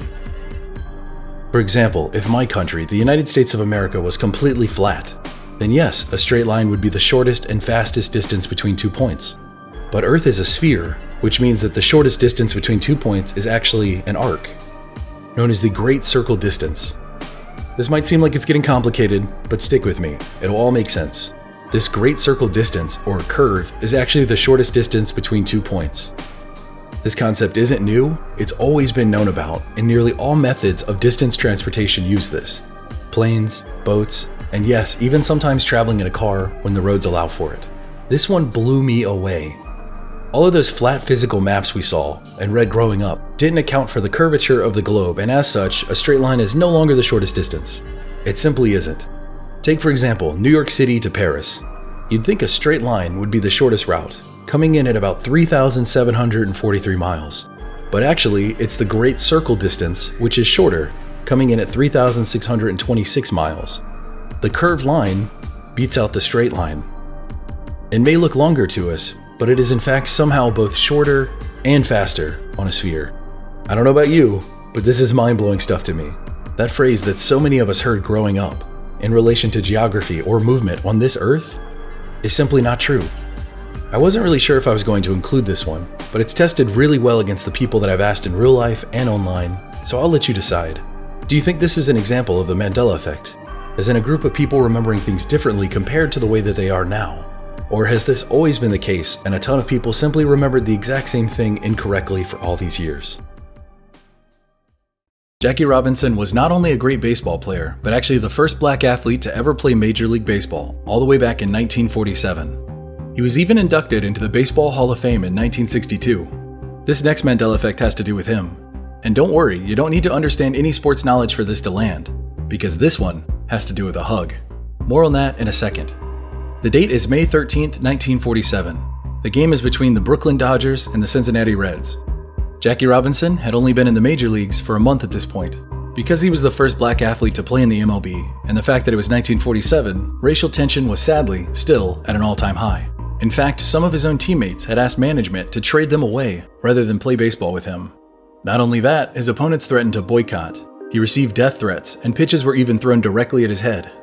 But during that 1947 game, as the crowd taunted him, a teammate named Pee Wee Reese, a white man from Kentucky, crossed the field and walked up to Jackie and put his arm around him, and the crowd got quiet. This beautiful example of solidarity has been talked about ever since. This historical moment in sports history has been talked about and discussed in news stories, documentaries, feature films, biographies, articles, and even, get this, got a statue in Brooklyn in 2005.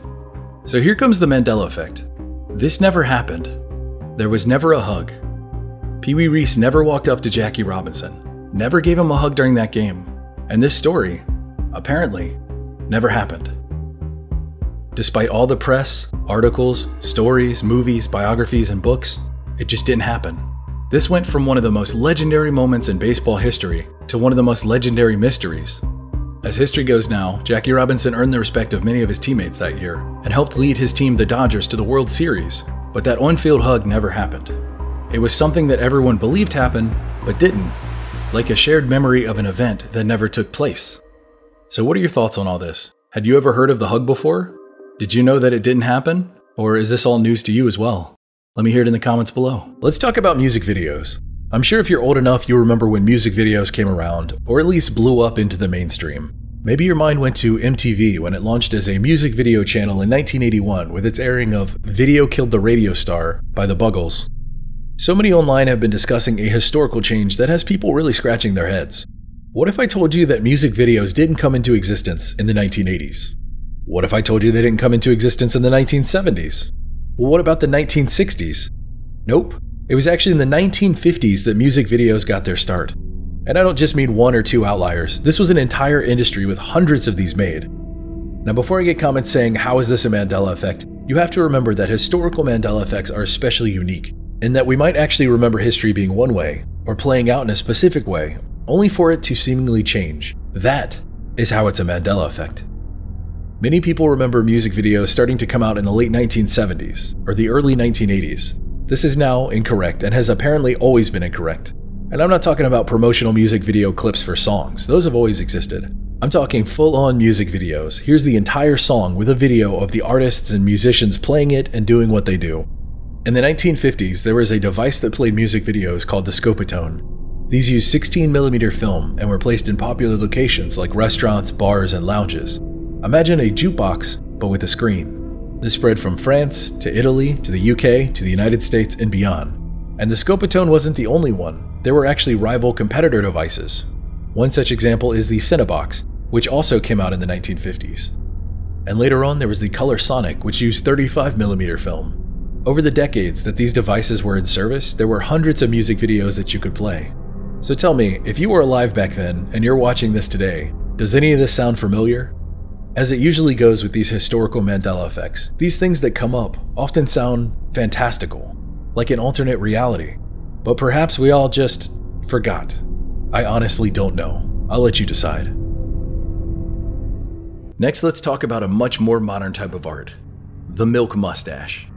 The Got Milk advertising campaign, which ran from 1993 to 2014, was created and used to encourage the consumption of milk in the United States of America. What started as simply an ad in California, later was licensed by milk producers and dairy farmers all across America, all with the express goal of selling more milk. What was really strange about these ads were that they used numerous celebrities, musicians, and athletes to sell milk. And in each of them, they always had a milk mustache. Weird, right? What a strange time in American history.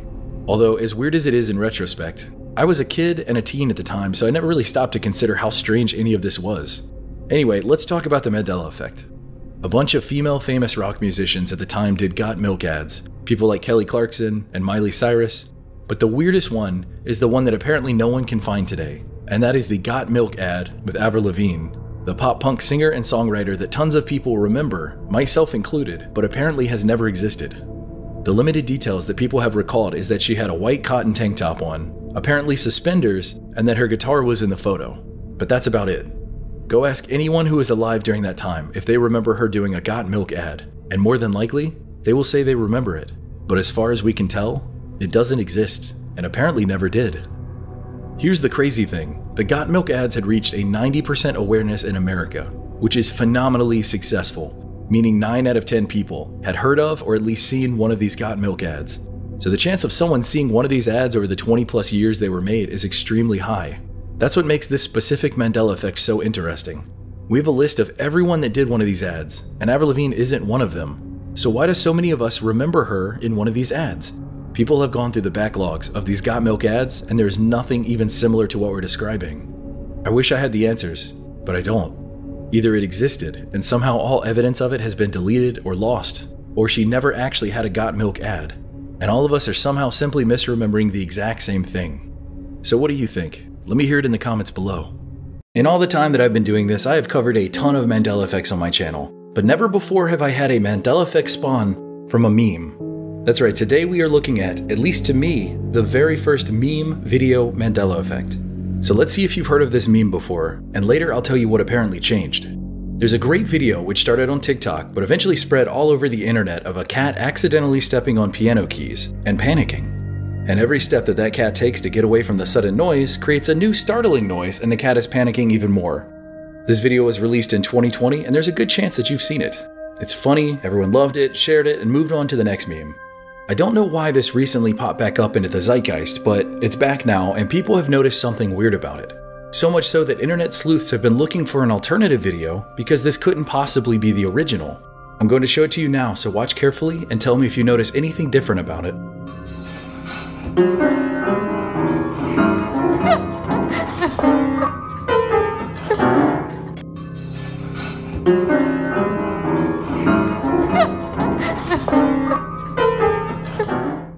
So what changed in the minds of not only myself, but a ton of people online? Well, it's the giant red box.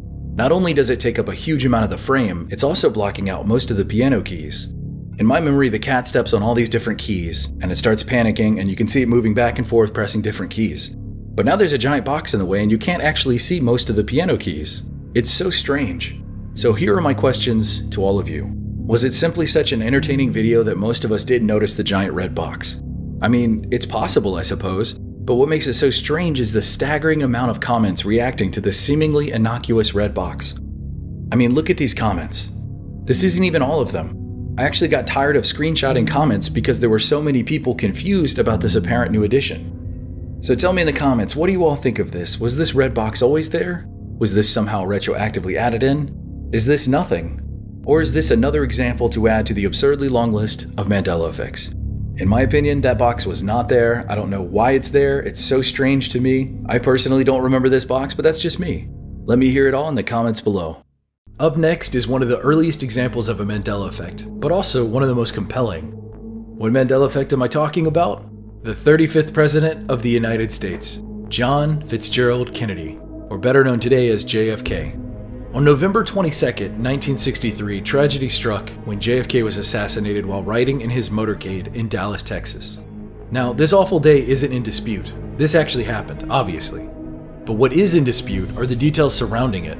Some claim that the footage was originally in black and white, but now it's in color. Others claim it originally didn't have sound, but now it does. But the biggest Mandela effect surrounding that day is the car JFK was riding in. It was an open-top 1961 Lincoln Continental 4-door convertible. What a mouthful. Now here's my question. On that fateful day, how many people were sitting in the car? Was it 4 people, or was it 6 people? The correct answer is now 6 people. The famous Zapruder film now shows a total of 6 people riding in the Lincoln Continental, instead of the 4 that so many people seem to remember. So where do you stand on this? Here is some interesting leftover residue arguing the case for 4 people. There are multiple museums across America with replica cars from that day, and they only have 4 seats. I've been to one of these museum displays myself, and it's a really weird detail to miss out on, that you rebuilt an exact replica of that car, but you have 4 seats instead of 6. I'm supposed to assume that everyone overlooked that small detail of an extra row of seats? Huh. Numerous books out there detailing the mystery surrounding JFK's death also make the mistake of saying the car only had 4 passengers. Even classic movies regarding the death of JFK make the same mistake. So is it all a mistake? Was no one paying attention at any point of production over the past 60 years? I think the biggest and most damning detail surrounding this historical Mandela effect is that the Secret Service got it wrong. In the investigative reenactment film made of the assassination by the Secret Service, they utilized a 4-person version of the car. How on earth could such a monumentally important aspect of the recreation be recreated incorrectly? Well, I'll let you decide. To this day, this one still has people confused. The date is May 6th, 1937, Lakehurst, New Jersey. The German airship, the Hindenburg, is the largest object ever to soar through the air. While attempting to land, the massive Zeppelin caught fire and exploded. Within 30 seconds, the German airship was no more. This horrible tragedy was famously captured on film, and because of this film disaster, the age of the commercial airship travel had come to an end. Now, here is the Mandela effect. Of the 97 passengers and crew, how many died?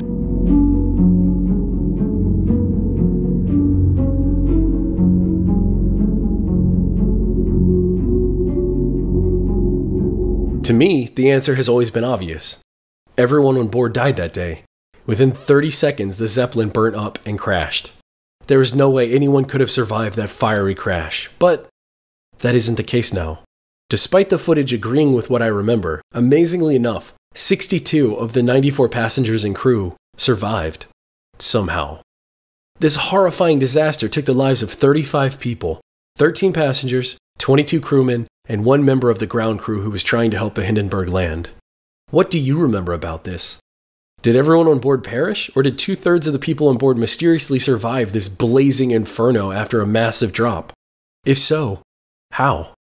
Even on History.com, under an article titled The Hindenburg Disaster, 9 Surprising Facts, the first surprising fact to them is that the, quote, survivors of the Hindenburg disaster far outnumbered the victims. Why would that be surprising if that's exactly what happened? We would have known that news back in that day in 1937, and most a couple days afterwards. My takeaway is that even the author assigned to do that article was shocked by this historical change.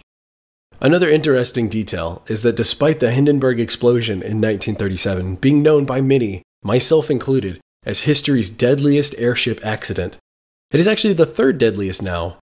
It turns out accidents from 1930 and 1933 actually surpass the Hindenburg's current death toll. It seems that history loves to rewrite itself from time to time, and this is yet another example I've talked about on this channel.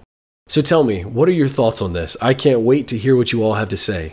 The massive ancient pyramids of Egypt, some of the greatest wonders left in the world, known worldwide for their vast size, striking design, intricate construction, immense complexity, and overall wonder. The pyramids of Giza have inspired countless minds. When one thinks of the Great Pyramids, what else comes to mind? Ancient gods, pharaohs, hieroglyphics, and especially mummies. As mainstream Egyptologists and archaeologists understand the pyramids now, they claim that the pyramids were massive tombs to house great pharaohs after death. But what if I were to tell you that within the Great Pyramids of the Giza Pyramid Complex, no mummies or mummified pharaohs have ever been found? That's right, not a single ancient body has ever been discovered inside the pyramids. In fact, all of the mummies, sarcophagi, and pharaohs ever discovered have been found in locations near the pyramids, but never inside them. Places such as the Valley of the Kings, hidden royal tombs, and cemeteries located all around the pyramids. The belief that pyramids were tombs are largely based on speculation with no hard evidence or bodies to support that claim. For example, one of the most well-known pharaohs was the young Tutankhamun, also known as King Tut. Where was his sarcophagus discovered? In the Valley of the Kings. In fact, I actually covered another Mandela effect regarding King Tut in my Halloween Mandela effects video, link in the description if you want to check that out. So what about Tutankhamun's father, Akhenaten? Where was he buried? Well, which archaeological site he's buried in is still debated to this day, but it's either the royal tomb of Akhenaten in Amarna or the Valley of the Kings. Well, what about Ramses II, also known as Ramses the Great, or Osmandius in Greek? Where was he buried? The East, Valley of the Kings. What about Amenhotep III, also known as Amenhotep the Magnificent? Well, you guessed it, the Valley of the Kings, this time in the Western Valley. So many famous pharaohs, and not a single one of them were ever laid to rest in the Great Pyramids of Giza. I find that not just fascinating, but absolutely astonishing. Not a single body, not a single mummy, not a single pharaoh, nothing. So what do you remember learning? Were mummified pharaohs and sarcophagi laid to rest in the Great Pyramids, or were they always empty? Is this another case of the Mandela effect, or is this something else entirely? What do you think? Has history changed before our very eyes, or is this exactly what you remember? We're starting today's journey into the past all the way back to World War II. This first historical Mandela effect is regarding attacks done to America during this war. We all know about the Japanese attack on Pearl Harbor in Hawaii. And in a previous video, I talked about the explosive balloon bombs that Japan attempted to float across the sea to lay siege to the western United States. Well, today we're talking about attacks on the eastern coast of the United States during World War II. Specifically German attacks that resulted in the death of over 5,000 Americans. Here's my question for you. Did 5,000 Americans die on the East Coast during World War II? Yes or no? The answer now is an unfortunate yes. 5,000 Americans. Do you remember learning about what I'm talking about, or is your brain blanking on this one? Well, you aren't alone. Apparently they blew up over 400 American ships, which resulted in the death of over 5,000 Americans. We're talking Nazi submarines off the coast, as far down as even North Carolina. What? Apparently these submarines were hunting Allied ships and attempted to, and in some cases succeeded in, destroying them before supplies and armaments could reach the Allied forces fighting in Europe. Here's a tease of some of the previously unknown but now apparently always known stuff that went down on the East Coast in the United States during World War II. An oil tanker explosion off the coast of North Carolina by Nazi torpedoes. Submarine blockades in the Delaware Bay. giant coastal watchtowers in New Jersey searching for subs, soldiers on horseback and Coast Guard officers patrolling beaches looking for landing spies, and even a massive blimp squadron patrolling American skies looking for enemy submarines. Do you remember learning about any of this before this video? A documentary maybe? A history book? A teacher? If you're like many online, you've never heard of any of this. So you might be thinking, maybe this is all classified or top secret. Nope. It was published in newspapers and news media back in the day. So it wasn't like this information was a secret. So why do so few people know any of this? Is it a simple lack of education? And if that's the case, then why do some self-proclaimed history buffs also seem confused? Did everyone just forget these events? Did all of these things happen and people are only recently rediscovering the modern past? Or is this another case of the Mandela effect, where small changes over time produce big differences from what we remember learning? Here is a mind-blowing Mandela effect that is confusing and disturbing everyone. It's the phrase, the bucket list. A widely known phrase that refers to a list of things someone wants to do before they die. Maybe on your bucket list you have skydiving, or getting married, or traveling around the world. It's a super common phrase that has been around for a long time, but what if it hasn't? When do you think the phrase, the bucket list, was first used? Just blurt out a time period. Was it the 1930s, the 40s, the 70s? It seems like everyone has a different opinion, but all the opinions are that this phrase has existed for quite a while. But it turns out this phrase didn't exist in the public eye until 2007, with the release of the movie The Bucket List starring Jack Nicholson and Morgan Freeman. Did this phrase simply come into existence with the release of that movie, and now its simple origin has been long forgotten? Or was this phrase always around? I want to hear your memories and thoughts on this. I personally feel crazy because I made one of these lists years and years ago. Not only that, I used to work at Blockbuster back then during this time period. I can visualize it in my mind. I remember stacking DVDs of The Bucket List on a side shelf. Apparently, the screenwriter for this movie, Justin Zackham, had an idea for a list of things to do before I kicked the bucket back in 1999 and decided to shorten it to The Bucket List. This idea went on to become the plot of his 2007 movie script, The Bucket List. People have been digging for evidence that this phrase existed before 2007, and nothing has been found. Nothing. In fact, Justin Zackham said in an interview, the film's release brought the phrase into common parlance. And as a testament to how natural and idiomatic it sounds, many people assume that the term must have long predated the movie. So even Justin Zackham, the writer of The Bucket List, believes that he created the term bucket list and that it didn't exist beforehand. So what do you believe? Is he correct? Did he come up with this phrase, or did it exist previous to that? Was the bucket list always a phrase? This one honestly has me scratching my head. I could have sworn this existed before that movie, but maybe we're all just wrong. Or maybe this is a Mandela effect. Another fun detail I caught on to while doing research for this particular segment, the term catfishing, as in someone who pretends to be someone that they're not on social media. Turns out that did not exist prior to the 2010 documentary Catfish. It simply didn't exist in that context until then. I'm not saying that's a Mandela effect, but I found it pretty interesting and I thought you would too. So let me hear all your thoughts on this in the comments below. Next up is a Mandela effect that relates to the very popular video game Halo 2. Now, this Mandela effect is more of an explanation and not so much of a question, so I'm going to try and break it down as simply as I can. In every mainline Halo game from Halo 1 to 2 to 3 to 4, you could play split screen in co-op, meaning that it splits the TV screen into two halves and you and your friend can play at the same time. Now, this co-op feature has existed on every single level in Halo 1 through 4, but now it doesn't.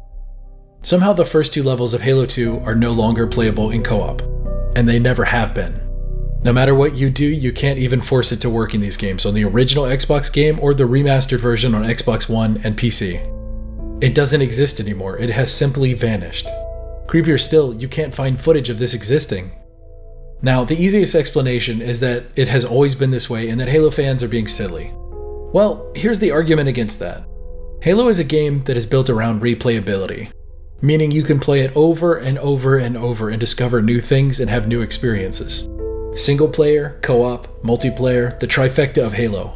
If somehow the first two levels of Halo 2 weren't playable in co-op, this detail would have been known and discussed years ago. I mean, this game originally came out in 2004, yet somehow this has never come up before on the internet until this year. That's incredible, almost inconceivable. The first level is called The Heretic, and it's simply a cutscene, or an animated movie. But since this would be in co-op, it would just be playing for both players. As of now, you can't play that with another person. Even sitting in front of the same TV, if you say let's play co-op and press start, they just skip the opening cutscene. It simply doesn't play. The second level is called the Armory, and this one is especially confusing because plenty of people have memories of playing this level with a friend, myself included. This is one of the craziest Mandela effects I've ever encountered because I have memories playing this level with my cousin when I was younger. I can see it clear as day. Both of us were trapped in that tiny monorail as it moved from one part of the level to another while we jumped around waiting to start shooting. This one is unexplainable. I just don't get it. There's even a comment I found with over 1,100 thumbs up. Somehow everyone is misremembering and this is all a fabrication or something has changed. And 1,100, that's a lot of people. Did you ever play these levels in co-op or have you never been able to? I'm excited to hear what you have to say. We're traveling to Bologna, Italy, not to be confused with the American butchering of the word bologna. The date is August 2nd, 1980. Today is the date of the Bologna massacre. On this dreadful morning, a time bomb placed inside of an unattended suitcase was left in the waiting room at the Bologna Centrale railway station. When it went off, over 200 people were injured and over 85 people died. The blast collapsed the roof of the waiting room, destroyed most of the main buildings, and even hit a train waiting nearby for boarding. The station that day was filled with tourists and Italians seeking refuge from the blazing summer heat. This attack is known as the worst atrocity in Italy since World War II. Now, I bring up this awful tragedy because there is a fascinating Mandela effect attached to it. Fascinating enough, it could be its own Mandela effect mystery, like the video series that I have. But for now, we're just going to discuss it in this video. There is a giant clock on the wall of the Bologna station that stopped working at the exact moment of the attack. On the clock, it reads 10:25 a.m. Now here's where things get weird. Was the clock left at 10:25 a.m. in remembrance of this tragedy, or was it repaired right away? Thousands of people have gone on record as remembering the clock being left at 10:25 a.m. permanently. Newspapers talked about this and even photographs were taken, but now it turns out that it was repaired right away. And for 15 years the clock worked perfectly. In 1995, when it finally broke again, the clock was permanently set to 10:25 a.m. in remembrance of what had happened prior. So here's where things get weirder. An unbelievable number of people remember this clock being stopped all of those 15 years. So many, in fact, that scientific investigations were done to get to the bottom of this massive case of misremembering. This is one of the earliest modern examples of the Mandela effect. So early, in fact, that the term Mandela effect had not yet even been coined. The study showed that 92% of participants believed the clock had been broken the whole time. Not as in fixed right away, left on for 15 years, then stopped, but actually broken since 1980. 92%. Now, another 79% of participants claim to have personally seen the clock set to 10:25 a.m. And get this, that's 79%? That includes all 21 railway employees. An utterly staggering statistic. So if you know this case, what do you remember? Is this all a massive case of misremembering? Did everyone simply not pay attention for 15 years? Or has the Mandela effect struck again? I'm finally covering it. I've seen so many comments requesting it for so long. Let's talk about the missing emojis. Emoji are defined as small digital image or icons used to express an idea, emotion, etc. Essentially, it's a quick way to express an emotion, feeling, or desire. Emojis have been tracked and logged with every single new update, so it isn't possible that these apparent missing emojis did exist and then were removed, because there would be evidence for this. And yet, here we are.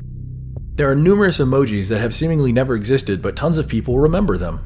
Each emoji has a specific Unicode number. That number never changes, and even though emojis can look artistically different on different platforms and apps, all emojis use the same Unicode. You can't make them disappear, let alone without a trace of evidence left behind. The submission process for new emoji is ridiculously detailed and complex, and the very few that do get chosen go through huge amounts of scrutiny and revision before being accepted. Here's an interesting fact I learned while researching this.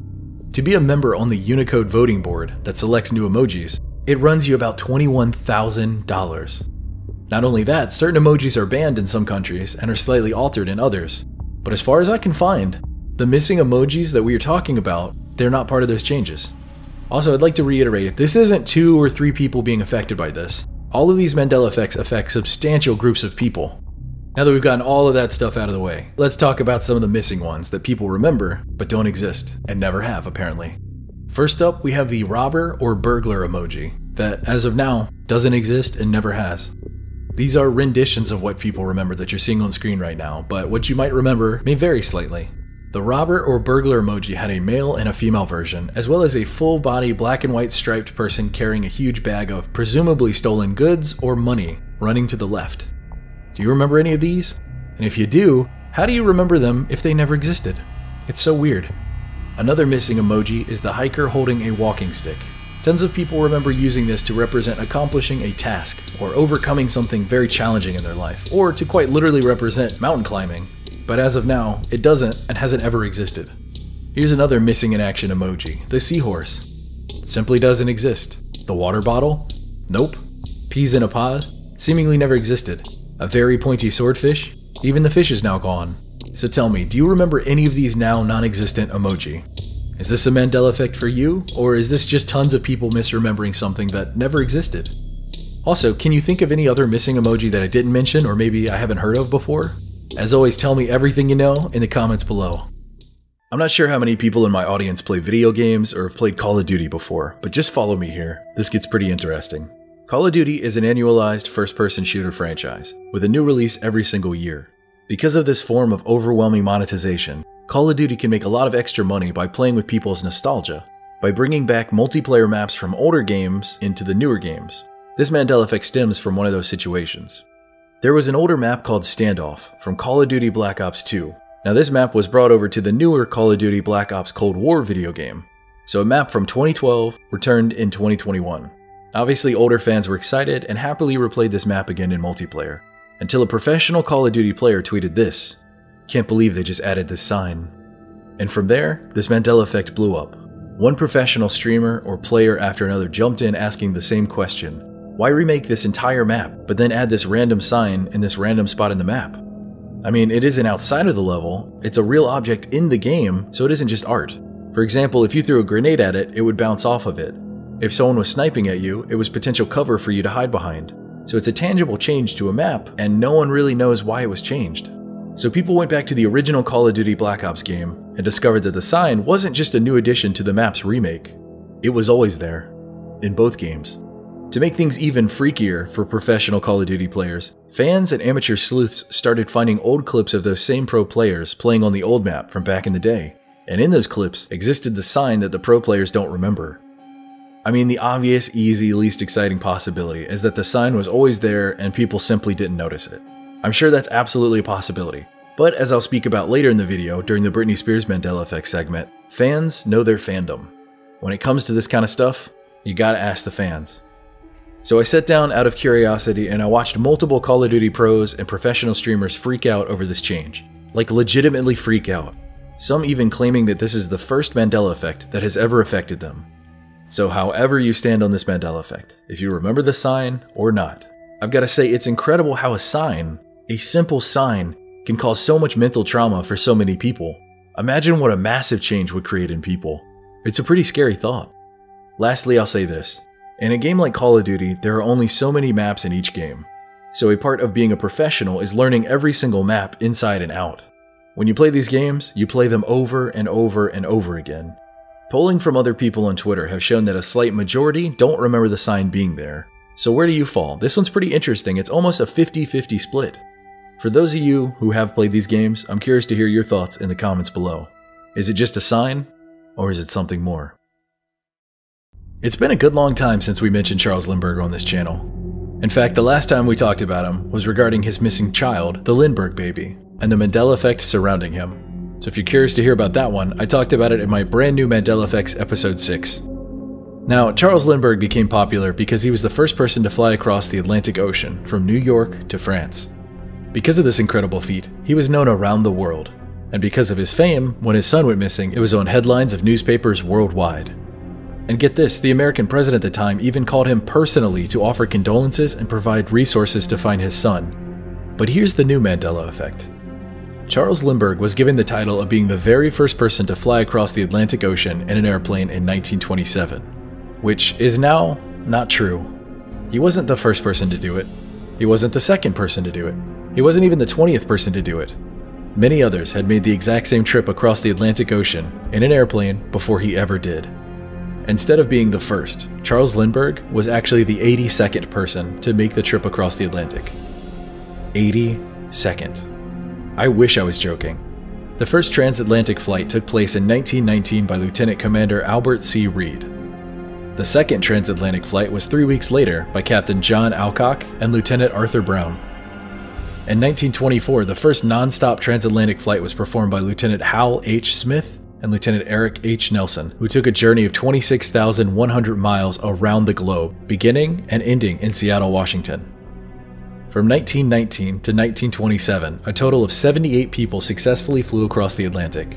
By the time Charles Lindbergh finally took his historic legendary flight, a total of 81 people had successfully flown across the Atlantic before him. I mean, it's one thing to have your glory stolen by someone else. It's another thing for others to have not heard of your accomplishments. But 81 people before him?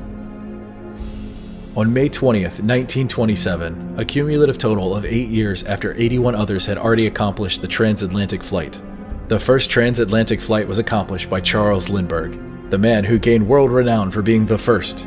Except now, he wasn't. He was the 82nd person. Removing his greatest accomplishment removes the credibility and renown Charles Lindbergh had at the time. Right? Why was he so beloved then? Why was he so famous for a feat that 81 others had previously accomplished before him? Mandela effects like this are completely mind-blowing. Or at least they are to me. So what do you think about all this? Was this as absurd to you as it was for me? Let me hear all about it in the comments below. The next thing you're going to tell me is that pizza was originally created in China instead of Italy. Ah, crap. Pokemon is the largest entertainment brand in the entire world, meaning it has made more money than any other entertainment brand ever, currently sitting at $100 billion.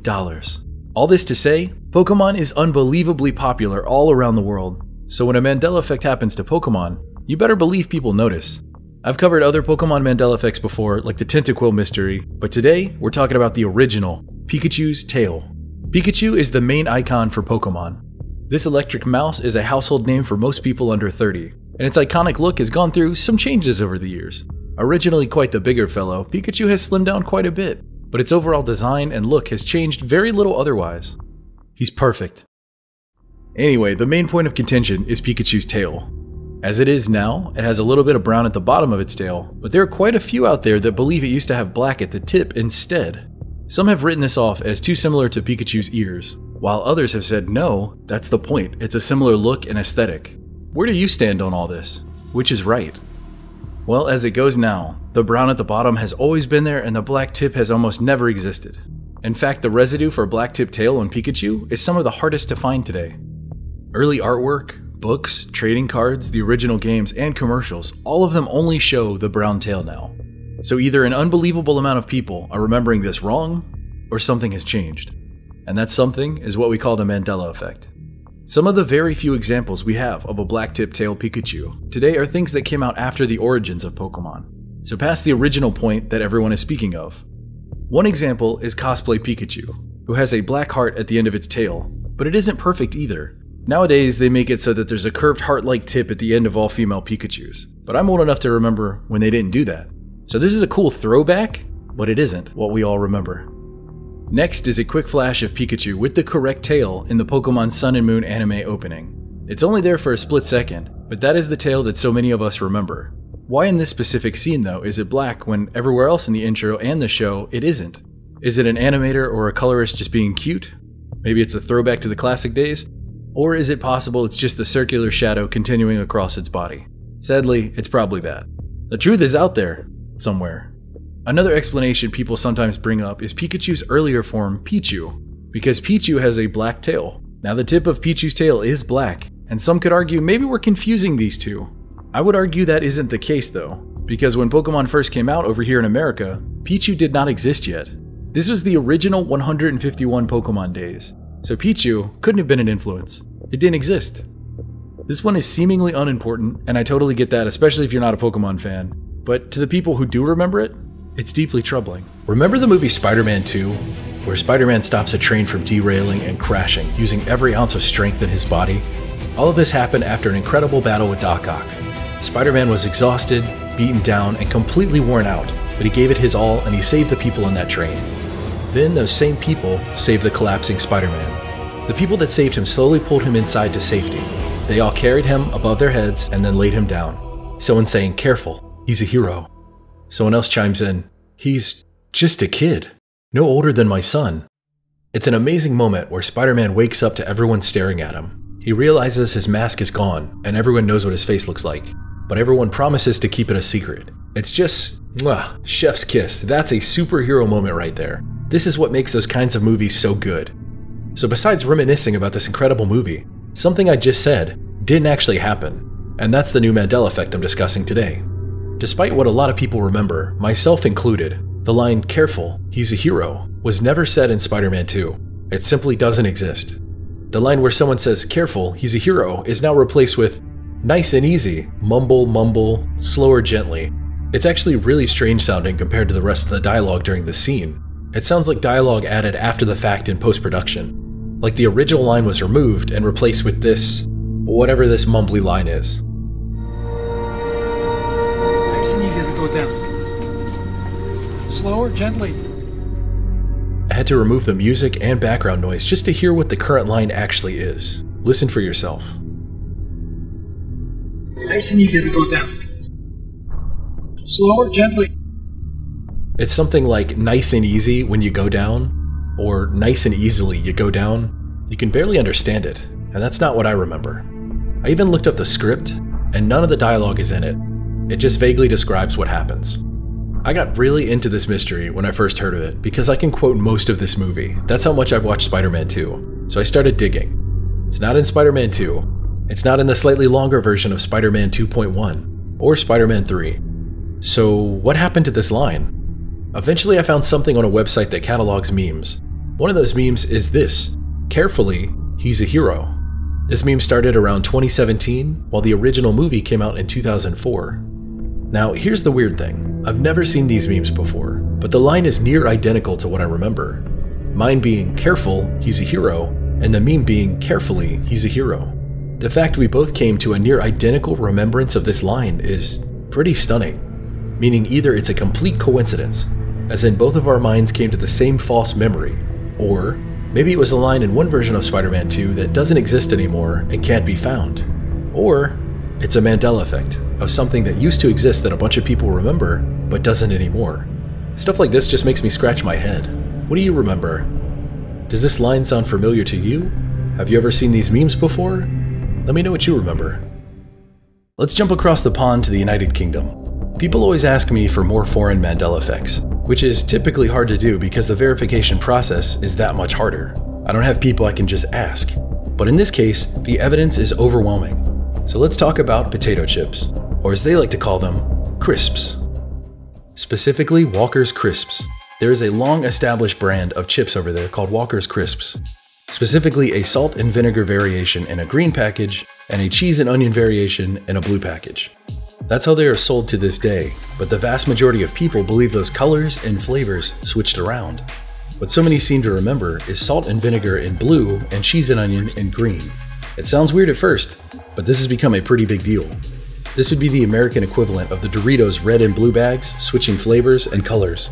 It's totally strange and obviously wrong. Not only that, there are countless personal experiences of people talking about these chips and the color switch. Here's some examples. And no, I'm not going to use a British accent. Used to buy the blue salt and vinegars Walkers religiously because salt and vinegar is my jam. One day I opened up a blue pack, took a bite, and it was cheese and onion. 44 years old from the UK. I too vividly remember this color swap. This is beyond freaky. I have a specific memory of buying a pack of Walker's Crisps in a vending machine as a youngster, and without thinking, I picked the green ones as I love cheese and onion. I was devastated when I got salt and vinegar. The quotes go on and on and on. People remember these colors being flipped. So what does the company behind them say? Couldn't it simply be that the colors were flipped at one point and that's the explanation? Case closed? Well, Vice did an entire article on this crazy mystery called The Walker's Crisps Conspiracy that has people convinced we're in an alternate reality. That's a mouthful of a title, geez. In this article, they delve deep into the mystery and show off this incredible gaslighting FAQ section of the Walker's website. Question: why did you change your packaging for salt and vinegar and cheese and onion so they're in the wrong colors? Answer: contrary to popular belief, Walker's cheese and onion have always been in blue packets. and salt and vinegar have always been in green packets. We don't have a plan to change this, as it's signature to our brand. Undeterred by this response, the writer of this article actually tracked down a longtime Walker's representative. And this representative actually remembers there being a switch, but can't remember when it was, and can't find anything about it, just like everyone else. Like, you can't make this stuff up. Even the chip representative remembers them switching, but the company denies it? So then people turn to Google and other search engines, and guess what? There's no evidence of the color switch. Tons of people talking about it online, but no proof or residue. The author of this article even reached out to Google, and Google denies ever changing or deleting anything relating to Walker's Crisps. There have even been multiple polls done regarding these chips, and like I said earlier, the majority of people believe a switch happened. But Walker's Crisps denies it, and there is no evidence that it ever happened outside of the thousands and thousands of recorded memories. What do you think? With all of these videos, I like revisiting older Mandela effects when new residue or information has become available. So here's a classic Mandela effect I'm talking about for the first time because it finally made sense to me. Recently it got brought back up and it was more fully explained. So let's get into it. Apparently our place in the universe has moved. Moved from the Sagittarius arm of the Milky Way galaxy to the Orion arm of the Milky Way galaxy. What does this mean? Well, apparently our solar system's location has moved from the far outer edge to the middle of the Milky Way galaxy. What evidence do I have of this? Well, let's take a listen to one of the greatest scientific minds of his time, Carl Sagan. If you could get out of the Milky Way galaxy and look down on it, it would look like that picture. And if we did look down on the Milky Way galaxy, where would the sun and nearby stars be? Would it be in the center where things look important or at least well lit? No. We would be way out here in the suburbs, in the countryside of the galaxy. We're not in any important place. All the stars you could see would be in a little place like that. One of the most well-known and respected space enthusiasts, Carl Sagan, even taught us this fact. But those teachings are now incorrect. And I don't mean things changed. I mean we have never apparently existed in the Sagittarius arm of the Milky Way galaxy. This next piece of evidence is even more mind-blowing. NASA's own website now says that we exist in the Orion arm of the Milky Way. But as internet sleuths discovered using the Internet Archive Wayback Machine, NASA used to say that we lived in the Sagittarius arm of the Milky Way. So NASA said one thing, the same as Carl Sagan, and now it says something else. But there's no update, there's no correction, there's no hey we got it wrong, hey something changed, nothing. All I can say is that's really fascinating. Why would both NASA, Carl Sagan, and now even Neil deGrasse Tyson say the wrong thing? Here's a clip of Neil deGrasse Tyson being playful and claiming that we live on the Sagittarius arm of the Milky Way galaxy. Welcome back to Star Talk from Manhattan, New York City, North America, Western Hemisphere, Earth, Solar System, Sagittarius arm, Milky Way galaxy. Weird, right?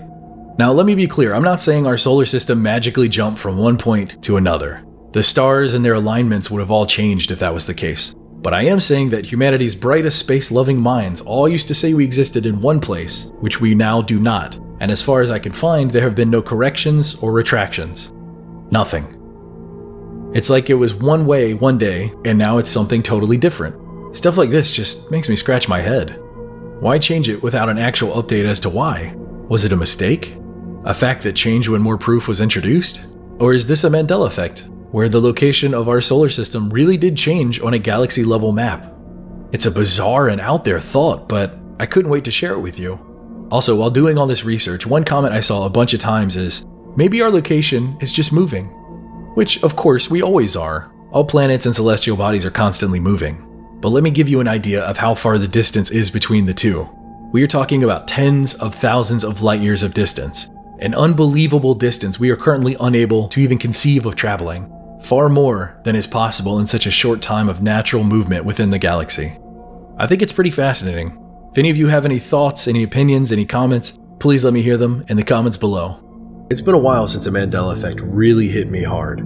But this one got me. Pokemon. We all know them, we all love them. It's the biggest media franchise in the entire world. I've been a fan of Pokemon since I was 7 and the first game released in America. This is a Pokemon Mandela effect that I should know, but it messed me up real good. So what is it? Well, it's all about this shiny metal bird, Skarmory. I'll never forget the first time I saw this shiny bird. I was playing the Gen 3 Pokemon game Pokemon Ruby, walking on Route 113 when I first ran into it. Instantly, I thought this bird looked badass and I had to catch him. And guess what? I caught him, and later that week I told my friends at school about what I had found. Now, by the time I was playing Gen 3 Pokemon, I would have been 12. Up to this point, I was irrationally into Pokemon games. I knew all their names, their numbers, their moves, when they evolved, where they were located in the games. It was like a black hole of information that I still can't purge even to this day. I used to get yelled at because I kept learning about Pokemon instead of doing schoolwork. I even had a poster on my wall of the first generation of Pokemon from Pokemon Red and Blue, and a second poster for the Gen 2 Pokemon from Gold and Silver. I even stupidly crossed off each Pokemon with an X in Sharpie to keep track of which ones I had caught or traded for. In retrospect, I hate that I ruined such awesome posters with my simple child brain, but I did. So here's the thing, it took forever, but with the help of my friends, I caught every single Pokemon in Gen 1 and Gen 2, with the exception of Celebi, because we could never figure out how to catch it. I even caught Mew using some weird glitch back then. So my posters for Gen 1 and Gen 2 were completely X'd over, every single Pokemon had an X across them. Now, knowing all this backstory now, here is the Mandela effect. This silver bird Skarmory was not introduced in Gen 3. It was apparently introduced in Gen 2. What? What? I swear Skarmory was a Gen 3 Pokemon, or at least it was to me and thousands of other confused and shocked fans who discovered this recently online. Just look at these comments.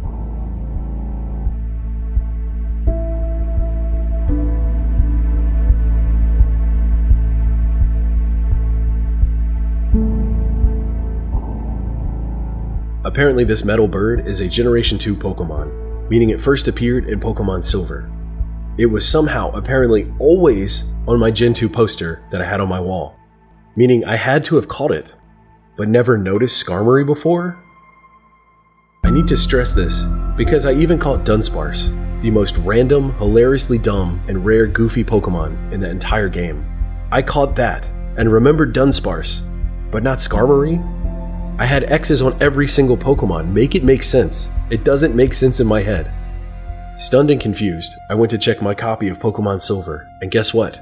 The battery in it died, because it's been so long. In fact, all of the batteries in all of the Pokemon Silver and Pokemon Gold games have died. The evidence is gone.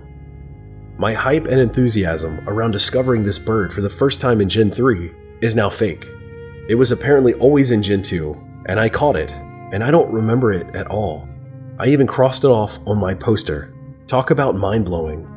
Apparently Skarmory was only located on the often untraveled Route 45, exclusive in Pokemon Silver, and had a horrendously difficult encounter rate, 5% in the mornings and 1% any other time.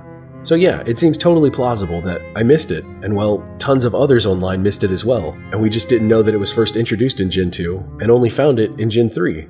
So to wrap up this Mandela effect, I can accept that maybe it's always been Gen 2, but I don't have to like it. So what do you remember playing these games? Was Skarmory a Gen 2 Pokemon or a Gen 3 Pokemon? Are we all just misremembering everything? Let me hear your thoughts in the comments below. Here's another interesting one. If you've watched my channel over the past few years, you know I love a good update. So next, let's talk about something I originally covered back in Brand New Mandela Effects Part 5, the Hindenburg Explosion. So before we get into what's new, here's a clip of what I said then. The date is May 6th, 1937, Lakehurst, New Jersey. The German airship, the Hindenburg, is the largest object ever to soar through the air. While attempting to land, the massive Zeppelin caught fire and exploded. Within 30 seconds, the German airship was no more. This horrible tragedy was famously captured on film, and because of this film disaster, the age of the commercial airship travel had come to an end. Now, here is the Mandela effect. Of the 97 passengers and crew, everyone on board died that day. Within 30 seconds, the Zeppelin burnt up and crashed. There is no way anyone could have survived that fiery crash. That isn't the case now. Despite the footage agreeing with what I remember, amazingly enough, 62 of the 94 passengers and crew survived. Somehow. This horrifying disaster took the lives of 35 people, 13 passengers, 22 crewmen, and 1 member of the ground crew who was trying to help the Hindenburg land. What do you remember about this? Did everyone on board perish, or did 2/3 of the people on board mysteriously survive this blazing inferno after a massive drop? If so, how? Even on History.com, under an article titled The Hindenburg Disaster, 9 Surprising Facts, the first surprising fact to them is that the, quote, survivors of the Hindenburg disaster far outnumbered the victims. Why would that be surprising if that's exactly what happened? We would have known that news back in that day in 1937, and most a couple days afterwards.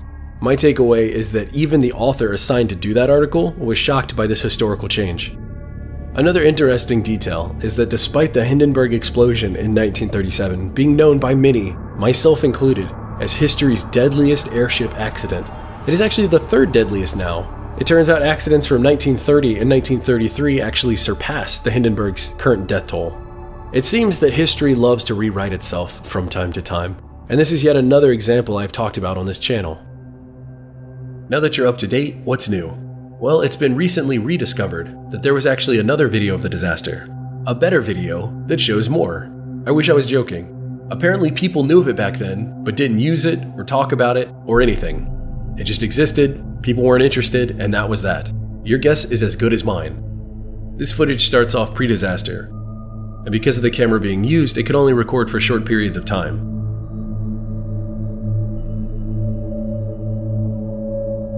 Now remember this as you're watching. Of the 97 people on board, 67 somehow survived this.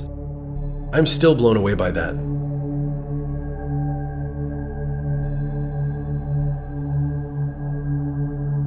Anyway, what do you think of this newly discovered 86-year-old footage? I think it's just incredible. Imagine having this, and sitting on it, for that long. It's as if this footage just spawned into existence and everyone said, yeah, okay. This actually makes me excited for the future. I can't wait to see what newly discovered footage will pop up next. New Hiroshima footage? New 9/11 footage?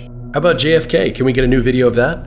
Footage of the assassination of Archduke Franz Ferdinand? Or my personal favorite idea, newly discovered footage taken by a farmer of the Roswell crash. Maybe he was there on his field, he was filming crops for some reason, and he caught the whole crash on video. And everybody knew about the footage, we just all forgot about it, because why not? Why not? I just love this world we live in. Every day it's something, and we're so battered and beaten down that we don't even blink anymore. Something changes, something insane happens, it's just another day. I guess we just never noticed that before. So give me your best theory on what footage will miraculously appear next. I honestly never thought a day would come where I'm making a video about sugar. Could I see myself talking about time travel? Why not? Aliens? Sure. Dinosaurs? Obviously. The super corrupt and broken world we live in? Unquestionably.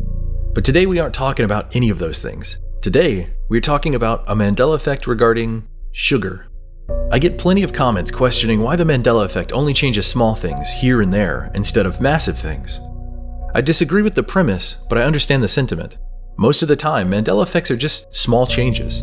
But there have been plenty of examples of massive changes as well. This next one regarding sugar affects almost every human alive today. So I'd call that a pretty massive change. Who here believes the idea that sugar makes you hyperactive? Or giving sugary candy to children will give them an energy rush? It's late at night, so you can't have any sugary foods or drinks, it'll keep you up. If you have too much sugar, you're not going to be able to focus, etc. I'm sure the vast majority of us grew up hearing this, believing this, and repeating this. But apparently it now isn't the case and has never been the case. Sugar does not make you hyperactive. Sugar does not give you an energy rush. And lastly, sugar is not keeping you up at night. Is this just widespread misinformation? Unreliable wives' tales passed down over generations? Complete nonsense? Or is this a Mandela effect? For the people that swear sugar gives them an energy rush, this could be a hard sugar pill to swallow. Let's get into the details.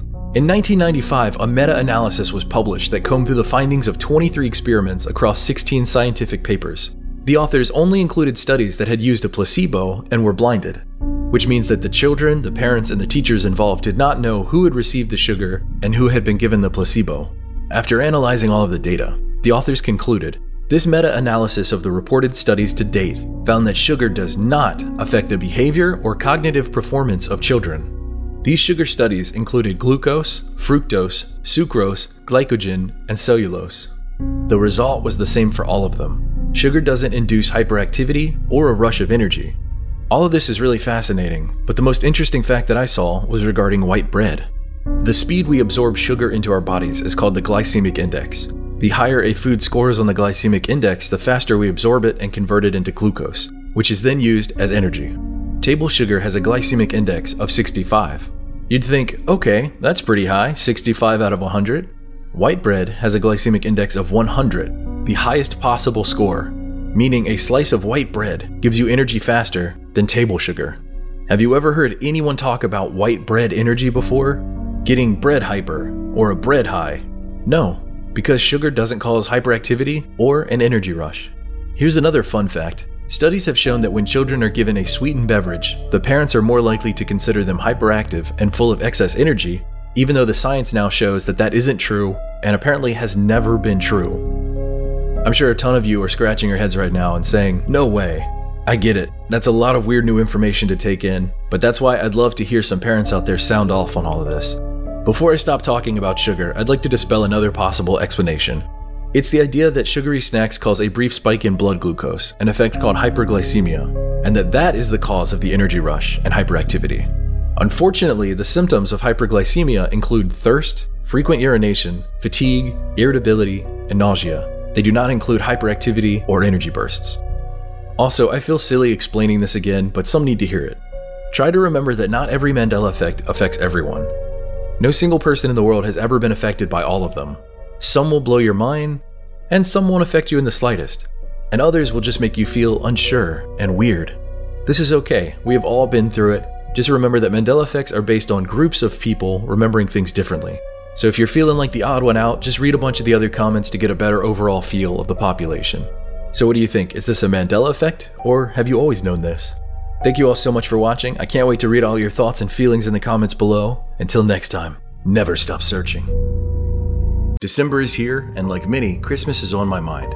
So let's make a Christmas video. Obviously, decorations and colder weather are a part of the season, but so is Christmas shopping, if you participate in that. I did most of my shopping online, but just to feel nostalgic, I went and visited some physical stores.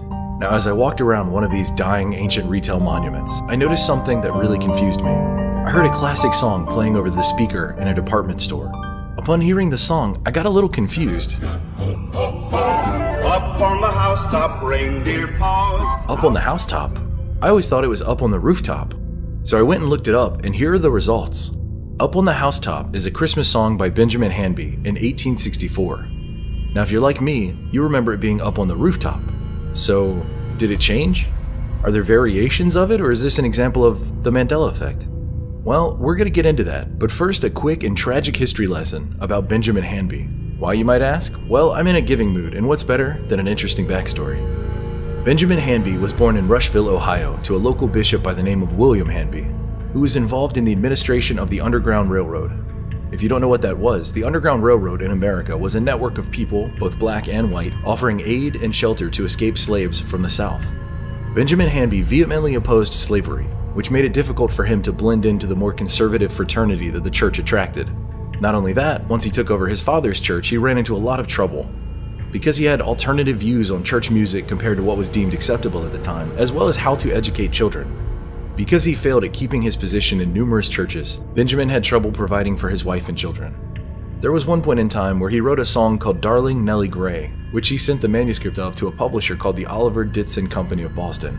He assumed that the song had been rejected until he heard his sister singing it at a recital. It was soon discovered that the Oliver Ditson Company had published the song under Hanby's name, but claimed the copyright for themselves. So Hanby sued the firm, but only won $50, which is about $1,560 today, as well as 12 free copies of sheet music. Benjamin eventually ran a singing school and crafted music for the John Church Music Company, but he still didn't make enough money to take care of his family. When it was all said and done, Benjamin Hanby ultimately crafted and published over 80 songs, but passed away at the young age of 33 from tuberculosis. Like so many great artists throughout history, he wasn't truly recognized during his lifetime. Now that you have the background on Benjamin Hanby, let's get to the bottom of this mystery surrounding his song. Upon doing some research, the first thing I found was an article called Up on the Rooftop on a website called ChristmasHeadquarters.com. Okay, this sounds promising. I mean, ChristmasHeadquarters.com? That sounds pretty official to me. Then I read it. Throughout the article, the writer calls it Up on the Rooftop, but the embedded YouTube video says Up on the Housetop. Huh? How could you not notice that difference? You put the video in your article. The article even says Up on the Rooftop was written by Benjamin Hanby. If you click on his name, it takes you to the Wikipedia page for him, where it says he composed Up on the Housetop. Why does the name keep changing? Was it written to be Housetop, or was it written to be Rooftop? Well, apparently, the original lyrics are as follows. Up on the house, no delay, no pause. Clatter the steed of Santa Claus. Down throw the chimney with loads of toys. Ho for the little ones, Christmas joys. I'm gonna be honest, the shorter version right there, I think that's incredible. I think we should all just sing that instead. Anyway, apparently it wasn't ever Rooftop. And as for Housetop, that's only in the name of the song. In the original lyrics, it only ever says house. So what do you think about all this? Or does it even matter? Is this just a song that changed over time? Just like how people in different parts of the world use different colloquial phrases, such as housetop or rooftop, and because of that, the lyrics changed over time? Or would you attribute this to the Mandela effect? Honestly, for this one, I don't really know. I always grew up singing On the Rooftop, but maybe I was wrong all along. Upon digging further, I found a ton of renditions of this song using housetop, and only a few country versions using rooftop. So make of that as you will. Anyway, let me hear your thoughts and memories in the comments below. Thank you all for watching, and if you haven't subscribed to All Time Clips already, what are you waiting for? I just wanted to put out a nice little Christmas video in December, so here you go. Usually this content over here isn't exclusive, because it's literally a clips channel. You know, that's the point. They're clips from other videos. Typically the clips posted here are short, sweet, and to the point, but here's an exclusive. Enjoy it. Until next time, Merry Christmas and Happy Holidays.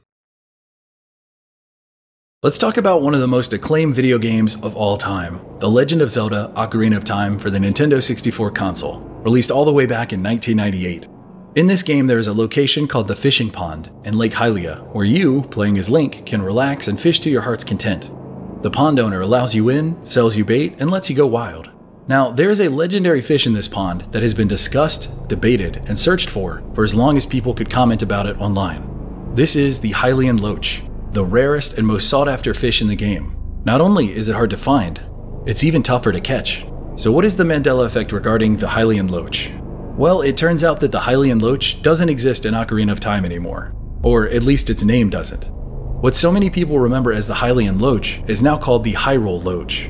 And I could understand some people never having heard of this before saying, that doesn't seem like a big deal, but if you spent hours of your youth in that pond fishing for this legendary beast, you know this feels weird and wrong.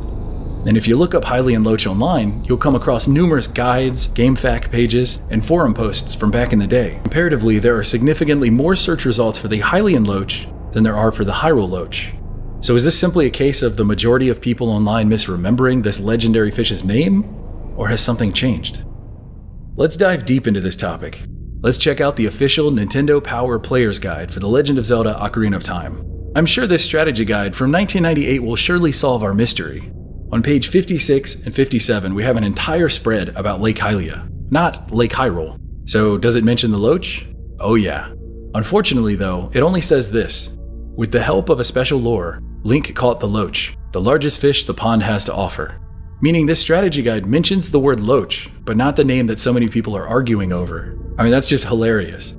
So then I found another strategy guide, an unofficial guide from 1998 by Bradley Games. And it mentions a huge fish called the Loach, but again, no exact name. Incredible. So let's investigate further. It turns out that the Hylian Loach does appear in another Zelda game, the 2006 Nintendo Wii and Nintendo GameCube versions of The Legend of Zelda: Twilight Princess. In this title, the fish is still sporting the name that so many of us remember, the Hylian Loach. In fact, there's even a book in this game, with a joke as a title, called The Legend of the Hylian Loach: Twilight Fish. It's almost like this game is aware of the mystery. Now you might be thinking, okay, these are different fish, who cares? Maybe everyone just got it wrong. But then there is a picture in Twilight Princess of the pond owner from Ocarina of Time holding a Hylian Loach. I mean, that's as direct a connection to one another as you could make. So let's look at the timeline here. 1998, it's a Hylian Loach, or at least people think it is. It's now apparently a Hyrule Loach. Next up is 2006. It's now a Hylian Loach. So is there any other evidence or residue that it was once called a Hylian Loach before 2006? Because right now it's all based off of memories. A photo in Twilight Princess, and a bunch of online posts, comments, and videos. Upon doing even more research on this stupid fish, I found something really fascinating. I learned that it was mentioned in another of Nintendo's video games. This game is Animal Crossing for the Nintendo GameCube, that was released in 2002, Now, Animal Crossing is one of the most fun and relaxing games ever. Among the many things that you could do in that title, one of those is fish. And if you were lucky enough, you could even catch a loach. Now, in that game, it was simply called a loach. But if you did catch one, you'd receive text on screen that read, "I caught a loach." You don't suppose it's Hylian, do you? And there it is, another Nintendo game making a direct reference to The Legend of Zelda: Ocarina of Time's rare fish and legendary catch. The timing lines up, and the joke only works if everyone thinks that fish is indeed called a Hylian loach. That's right, this text was written after Ocarina of Time, but before Twilight Princess. It is the perfect piece of evidence that at least the localizers and writers at Nintendo of America, the people writing and publishing this game, believe the fish was called a Hylian loach, a name that now doesn't make any sense if there wasn't a Hylian loach until 2006 with Twilight Princess. Why would they make a joke about a Hylian loach if it was never actually called that? Just think about this for a second. There was a fish name in 1998. In 2002 they referenced the fish name, and in 2006 is actually the first time it was ever used now. Why would there be references and jokes to the name that never existed if it didn't exist? In fact, after seeing all this information, I'd argue that the Hylian loach in Twilight Princess was named that because of the original and now seemingly changed name that never existed. This change is the perfect example of a Mandela effect and the weird ripple effect it creates. The original name in the original game was seemingly and miraculously changed, but its effects and lasting impacts weren't.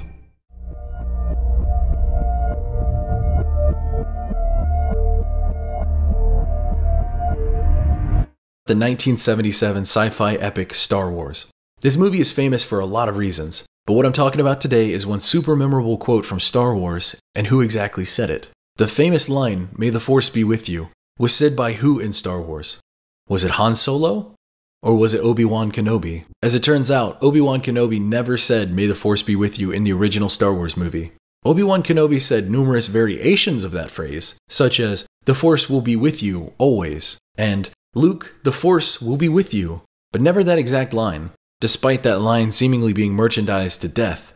Strangely enough though, this line was indeed said in the first Star Wars movie, but it was said by Han Solo, instead of Obi-Wan Kenobi, like so many people seem to remember. What do you think? As always, let's hear about it in the comments below.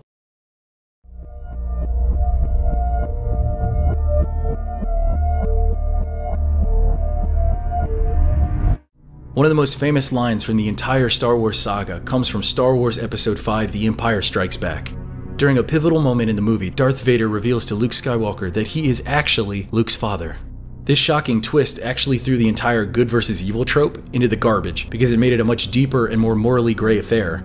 Not only was Darth Vader Luke Skywalker's enemy, it is now also his father. So this line right here by Darth Vader is beloved by millions and quoted an endless amount of times throughout modern history. So here's my question. What is it that Darth Vader said to Luke? Is it, "Luke, I am your father"? Or is it, "No, I am your father"? The iconic line delivered by James Earl Jones is actually, "No, I am your father." Is that what you remember? Somehow the incorrect phrase, "Luke, I am your father," has been repeated countless times online, in other movies, in TV shows, and in popular culture. So tell me, is it possible it actually was, "No, I am your father" all along, and we've just been reciting it incorrectly all these years? Or did the Mandela effect change this line at a certain point in time? I'll leave that answer for you to decide.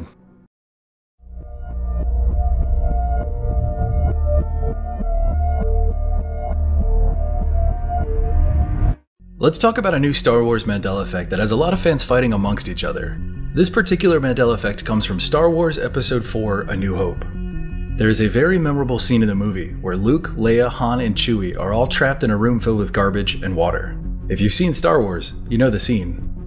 Eventually the walls start to close in with the intent to compress all of the trash along with our heroes. Now during this scene, Luke is constantly calling out for C-3PO to help rescue them. Eventually he gets through and yells at C-3PO, "Will you shut up and listen to me?" and blank. What is it that Luke says here? "We've had some problems. Will you shut up and listen to me? Shut down all the..." Is it shut down all the garbage mashers on the detention level? Or is it shut down all the trash compactors on the detention level? Which do you remember? Usually lines from movies aren't the biggest or best examples of Mandela effects, but when it comes to a mega franchise like Star Wars, it absolutely matters. Fans have seen these movies over and over again. Memorizing lines verbatim comes with the fandom. So what Luke actually yells is, "Shut down all the garbage mashers on the detention level." Shut down all all the garbage mashers on the detention level, will ya?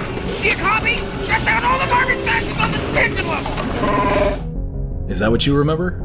This may seem like a small thing, but apparently a lot of people online completely disagree with this quote. Now here's where things get weird. If you look up the scene on YouTube, most of the videos still have the incorrect title of Star Wars Trash Compactor Scene. Now this could obviously be a human error, but it's strange that video after video makes the same mistake in the title. Luke never says trash compactors, he says garbage mashers, a very different and distinct thing. It's almost as if the line has somehow changed from what people remember. Let's get into the comments. Just as expected, it's filled with people confused as to why this line is now different. You know it's a good one when you see dozens of comments across multiple videos saying, "Is this a Mandela effect?" That is my favorite thing to read in a comment section. Which leads to the question, was it altered at some point? Was it changed on the DVD or the Blu-ray release, or did George Lucas or Disney make this change? And if so, why? Remember that George Lucas changed his movies a lot after they were already released. It's this weird perfectionist streak that every artist suffers from. No piece of art is ever good enough, it can be better. Just a little tweak here, a couple of changes there. Because of this, it's totally possible that there could be a version out there with the original line of trash compactors. But as far as I or anyone else can find online thus far, Luke has always said, shut down all the garbage mashers on the detention level. So I'd like everyone out there to go check your VHS tapes, your DVDs, your Blu-rays, your streaming, just check and see if you can find the different one, because no one's been able to find it yet. It's really weird. So here's my question for you. Is this a Mandela effect? As in this line has somehow, for some reason, changed? Or is this the case of a lot of people misremembering and misquoting this line for decades? Anything's possible, but I leave this decision in your hands. Let me hear it in the comments below.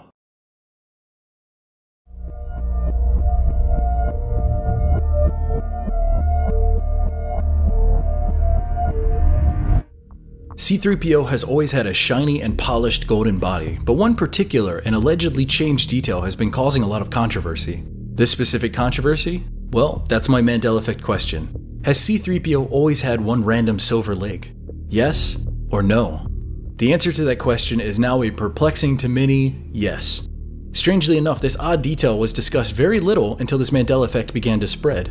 Many Star Wars fans claim that C-3PO's legs have always been golden, yet somehow, in A New Hope, this detail has seemingly and retroactively changed. So what do you think? Do you remember one leg being silver and one leg being gold, or both legs being gold? One final interesting detail is that the original notes from the 1977 costume and prop department claim that one of the lower halves of C-3PO's legs is indeed silver, as to give him a more travel-worn look and a less than perfect persona. Do you believe this to be true, or is this the Mandela effect in action? I'm still not quite sure how walking around and having travel-worn legs would lead to C-3PO having one leg becoming silver from gold. I'm not really sure how that works or how that even makes sense, but if that was the case, wouldn't both legs be silver? Is he just hopping around on one foot?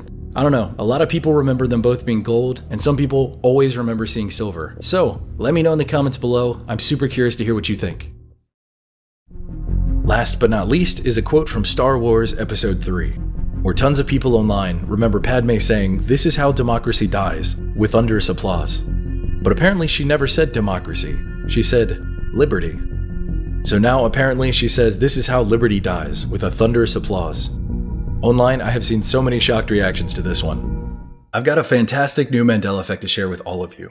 Hypnotic, the flavored drink that I've spoken about before, has changed again. I talked about its original Mandela effect back in Brand New Mandela Effects Part 15, and how its name had changed. The spelling was completely off. I'm going to show that clip now and catch you up. And when we come back, I'm going to tell you what has changed now. So pay very close attention to every detail. Alcohol is consumed all over the world, and with so many manufacturers, it can be hard to really stand out and get your product noticed. The newly created vodka, cognac, and fruit-flavored brand Hypnotic was created in 2001, and it found it by creating a liquor that literally sparkled. Shaking up a bottle of Hypnotic created a glitter-like sparkle effect that became an instant hit.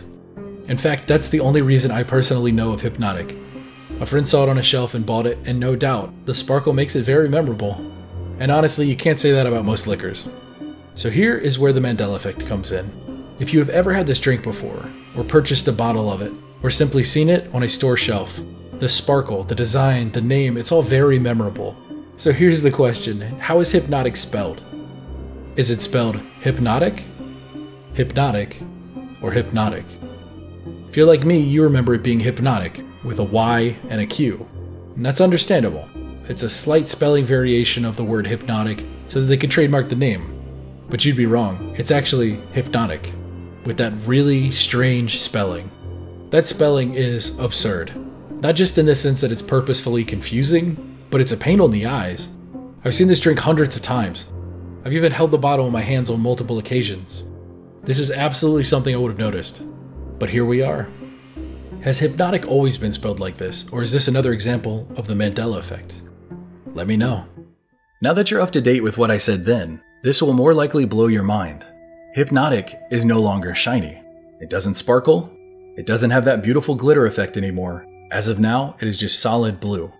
How is it that I made an entire video segment on this drink, and not only did I somehow not notice that the drink didn't sparkle, but not a single commenter noticed either?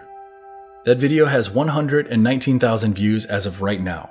In all that time, with all of the people who commented that they were bartenders and they made hypnotic drinks all the time, or that they love drinking this, or that they used to party all the time, etc., how is it that no one noticed? In fact, the first comment to mention that it doesn't sparkle, or hasn't ever sparkled, was from 9 days ago. Here's that comment. Not a single comment before this one, in the 2 years since this video has been released, has said otherwise. And I know this because I checked. In fact, I looked up every term I could think of in the comments. Sparkle, shine, shimmer, glitter, shiny, nothing. Something very similar happened in my last video. I went back and looked at my favorite Mandela effect from a video I made 3 years before. The changes that had happened since I first talked about it were unbelievable. And here we are again, where I have a dedicated video segment on a topic that has now changed. This means that the research that I did, the script that I wrote, the audio recording of me reading that script, and the images I used are now retroactively wrong. I'm honestly not even mad. I'm amazed. When I made that original video, I obviously believed that hypnotic sparkled.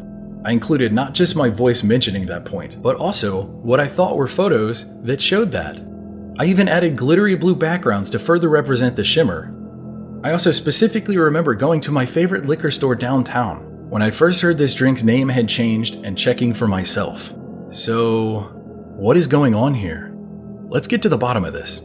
First up is the idea that maybe I was mistaking this for another sparkling drink. Upon doing some research, I found a French drink called Nouveau Sparkling Liqueur. Apparently this was the first drink to sparkle like I remember hypnotic sparkling. This bottle was modeled to give off a perfume-like design, and originally displayed the words, "For Her," on it. I have never heard of this drink before, and there's no way that I could have mistaken this drink for hypnotic. Besides, look at the color, it's completely different.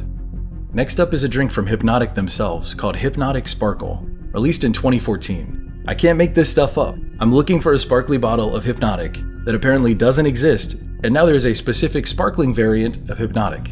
At first I thought, mystery solved. That is, until I saw the bottle. Not only does this bottle have a different branding and look to it compared to regular Hypnotic, it also isn't sparkly. There's no glittery shine to it. It's simply bubbly, like champagne. The sparkle of Hypnotic Sparkle is carbonation, not glitter or whatever it was that made it sparkly like a lot of us remember. We are 2 for 2 right now, so maybe this next and final answer is the one we're looking for. In 2015, a brand named Vinique was released. Now this stuff was sparkly from what I found online about it. Apparently it was discontinued for unknown or undisclosed reasons between 2019 and 2020. If I had to guess, you were straight up drinking glitter. So is it possible that everyone that remembers Hypnotic being shiny, myself included, was actually thinking of Vinique? I really don't know, and I can't answer for everyone. Personally, I had never heard of or seen this brand before today, and looking more into it, the colors available for Vinique were dark purple and later on red and orange. There wasn't even a blue shade, let alone a light blue shade. So I spent hours looking into this because I get super obsessive over things that really interest me, and I found this really neat. There is an article by Mash.com about the untold truth of Vinique Shimmery Liqueur. This article goes on to describe the history of this drink, as well as show off a ton of amazing photos of this beverage.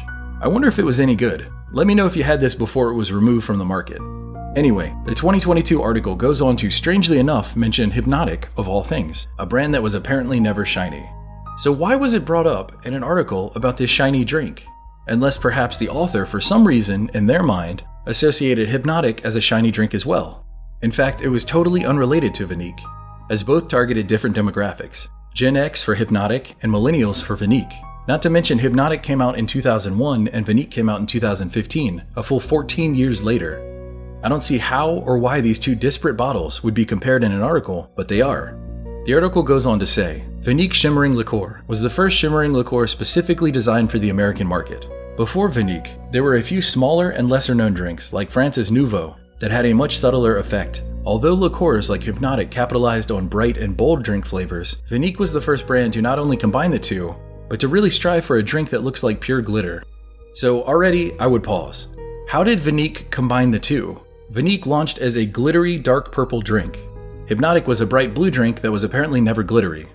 They are completely different. One is dark and shiny, and one is bright blue and apparently not shiny. Where is this association coming from anyway? If Hypnotic was never shiny, this is a random non sequitur. It's irrelevant to bring up.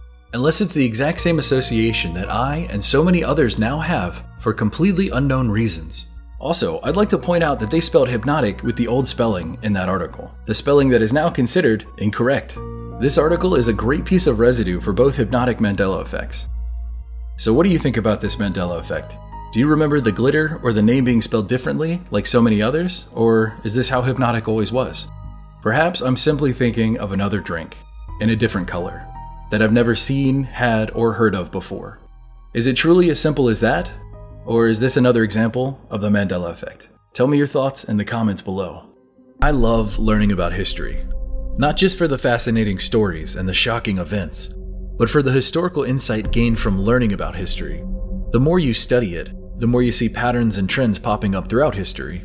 Strangely enough, when it comes to the Mandela effect, these kinds of patterns and trends tend to happen as well. Where there is smoke, there's usually fire. Once you find one Mandela effect on a topic or a subject, the more you dig, you're bound to find more. Well, that is exactly what happened this time. Years ago, I covered the fascinatingly unbelievable concept of dazzle ships, used in World War I and World War II. While most people think of Navy battleships as gray, these ships were actually covered in multicolored shapes and designs. For context, I'm going to play an older clip I made about dazzle ships from this video, link in the description. Then we're going to come back and build off of that video. So if this clip sounds familiar, that's why. Let's check it out. Think back to when you learned about World War I and World War II. Visualize the massive warships that were utilized back then. Now what color were those ships? Were they covered in abstract designs, or was it solid colors like gray? What do you remember learning? In World War I, and to a lesser extent in World War II, to avoid ship destruction at the hands of German U-boats, ships were painted in dazzle camouflage. This is actually how history goes now, believe it or not. The hulls of dazzle ships were covered in stripes, swirls, colors, and abstract shapes, reminiscent of Pablo Picasso's work. The idea was that the overwhelming mix of colors and shapes would confuse enemy U-boats looking through a periscope, thus making it more difficult to gauge the size, speed, and direction of these dazzle ships. Despite other people's memories, including my own to the contrary, this was a common practice. It started in Britain, but eventually spread to the US. It turns out that dazzle ships were surprisingly effective. So much so that during World War II, dazzle camouflage was utilized again by the US and even used on the decks of ships to confuse enemy aircrafts. Does any of this sound right to you? Growing up on the East Coast and being a big history buff, I've even visited some of these ships. But amazingly, I've never seen one in full dazzle paint, let alone any mention of this throughout history. So all of my education, all of my personal studies, all the documentaries and movies and things that I've watched, nothing. What do you all think? Is this exactly as you learned it? Or is this something completely confusing to you? Recently, I fell down a World War II well of information, and before you know it, I was on the subject of D-Day, the June 6, 1944 Allied forces invasion of Normandy, France to repel back the Nazi forces. Cited as the largest seaborne invasion in history, I'm sure the vast majority of you have heard about this before in history books or articles, documentaries, and movies like Saving Private Ryan. Everyone with an interest in D-Day history has seen this shot before. The soldiers huddled together on an LCVD landing craft, mere minutes before the bullets start flying and the craft door opens. But what's that to the left? Is that the tip of a dazzle ship? Yes. Yes, it is. So get this. Not only are some of the major ships used during D-Day dazzle ships, even a bunch of the Normandy landing crafts and tank carriers are now dazzle ships as well. They are beautifully colored with isometric designs, shapes, and colors. Sure, why not? Everything else seems to change, so why would I think these wouldn't? And here's the interesting thing. If you look it up, you'll find the weird thing is that there are still tons of residue of certain ships and landing crafts that aren't Dazzle designs. Some are still gray. But every time I check back on this strange Mandela effect, there seems to be more and more and more. It's almost like it's a Mandela effect in progress, like a slow transition from gray to all of them being Dazzle ships. So 5 years from now, if they are all gray, remember, they weren't always. In fact, since I made this original video on October 30th, 2019, the amount of digital content available for Dazzle ships has exploded. For example, the clip that I showed you from an earlier video, when I made that, I used nearly every single photo and painting I could find on Dazzle ships. It was that rare. That kind of information was really hard to find. But now there are so many more photos and articles about this stuff. Historical Mandela effects are so bizarre because it feels like they randomly come into existence with very few details, websites, articles, and videos available about them, and then they slowly build up a huge repertoire of information. Another big example of this phenomenon is the Black Tom explosion. The Black Tom explosion was the first terror attack on American soil all the way back in 1916. It took place in New York Harbor and is now known as the largest artificial non-nuclear explosion in history. The explosion was so big, in fact, that it shattered all glass in a 25-mile radius, including all of Manhattan, and permanently damaged the Statue of Liberty. Damages with inflation are estimated around $500 million today. This seemingly forgotten event until just a few years ago apparently caused America to get into World War I, not just the sinking of the Lusitania. For all of the mind-blowing details, watch my New York Mandela Effects video, then look up this historical Mandela effect on your own and see how much new data and information has miraculously been added. When I did the original research on the Black Tom explosion, there was 1 page of results on Google, and nothing earlier than 2012. No joke. Since then, the amount of results for the Black Tom explosion have quite literally exploded. No pun intended. There are so many new articles, documentaries, and somehow unseen black and white photos that simply didn't exist before, at least not on the internet. The Black Tom explosion is my favorite Mandela effect of all time, so for new photos and details to continually appear 100+ years later is utterly perplexing to me. Anyway, back to Dazzle ships, let's try to be logical here. Could just be that some of the landing crafts were gray, and some were extremely colorful and vibrant for some reason or another, and everyone just didn't notice and we didn't talk about it. I mean, it's possible, right? You could also say, well, some ships belong to some countries and some belong to others. Absolutely, no one is disputing that. What is being disputed is their existence entirely. But if that wasn't strange enough, that's not even the biggest Mandela effect regarding this day. People online started noticing something was off with photos of D-Day.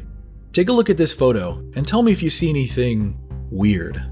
What caused this off feeling for so many people? Perhaps you noticed it yourself. It's the dozens and dozens of balloons floating in the sky. Do you remember seeing these in photographs or documentaries, reading about them, learning about them, ever seeing an article on them? Well, if not, these are called barrage balloons, and on D-Day, the sky was covered in hundreds of them. These anchored balloons created a cluttered mess above the sky to prevent enemy plane attacks, because oftentimes there were bombs attached to these balloons. Historically speaking, this makes perfect sense. It's a great idea, but the rationale isn't the issue. It's that many people online don't ever remember seeing these before. That's where the Mandela effect comes in. When I was doing research for something else entirely, and I first came across these photos, it made me second guess myself for a minute, like maybe this is a photoshopped photo or something else, but apparently it's real, and a lot of people are scratching their heads. So tell me, what do you think about all this? This specific photo right here is my absolute favorite, because it's so nonsensical. I love it, and here's why. It doesn't seem real, but here it is. It's the perfect encapsulation of the term historical Mandela effect. So now if anyone ever says, what's a historical Mandela effect? You can just show them this photo, or this video. Everyone let me know, do you remember learning about Dazzle ships and barrage balloons storming the beaches of Normandy? How do you feel about all this? Are you on the side that says, duh, obviously those existed? Or are you on the side of, I've never seen this before in my life, what is going on? I'd love to hear all your comments below. Thank you all so much for watching. Like the video if you enjoyed this, subscribe if you're new to the channel, and I will see you all again very soon.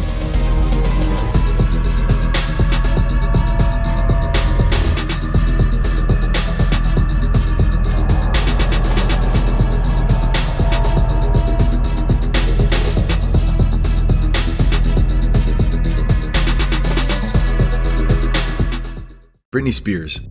the world-famous pop singer, songwriter, and dancer who blew up the charts in the late 1990s and early 2000s, has popped up a lot recently in the news. Most notably, though, because she is the subject of a high-profile and court-mandated conservatorship and has controlled the vast majority of her life and finances for the past 13 years. Under US law, a conservatorship is the appointment of a guardian by a judge to manage the financial affairs and/or daily life of another person due to old age or mental limitations. What this essentially means is that the family of Britney Spears has had full control over her life and her money for over a decade. The details of this conservatorship have become more widely known as of late and sparked a pretty massive controversy, beyond more than just her fans. All I have to say in regards to all of this is, free Britney. Let this adult woman make her own decisions in life. Mental limitations aren't an excuse to take away someone's freedom. The reason I bring up all these details regarding Britney Spears is because of this heightened media presence. A lot more people have recently been taking a closer look at Britney Spears' life and music.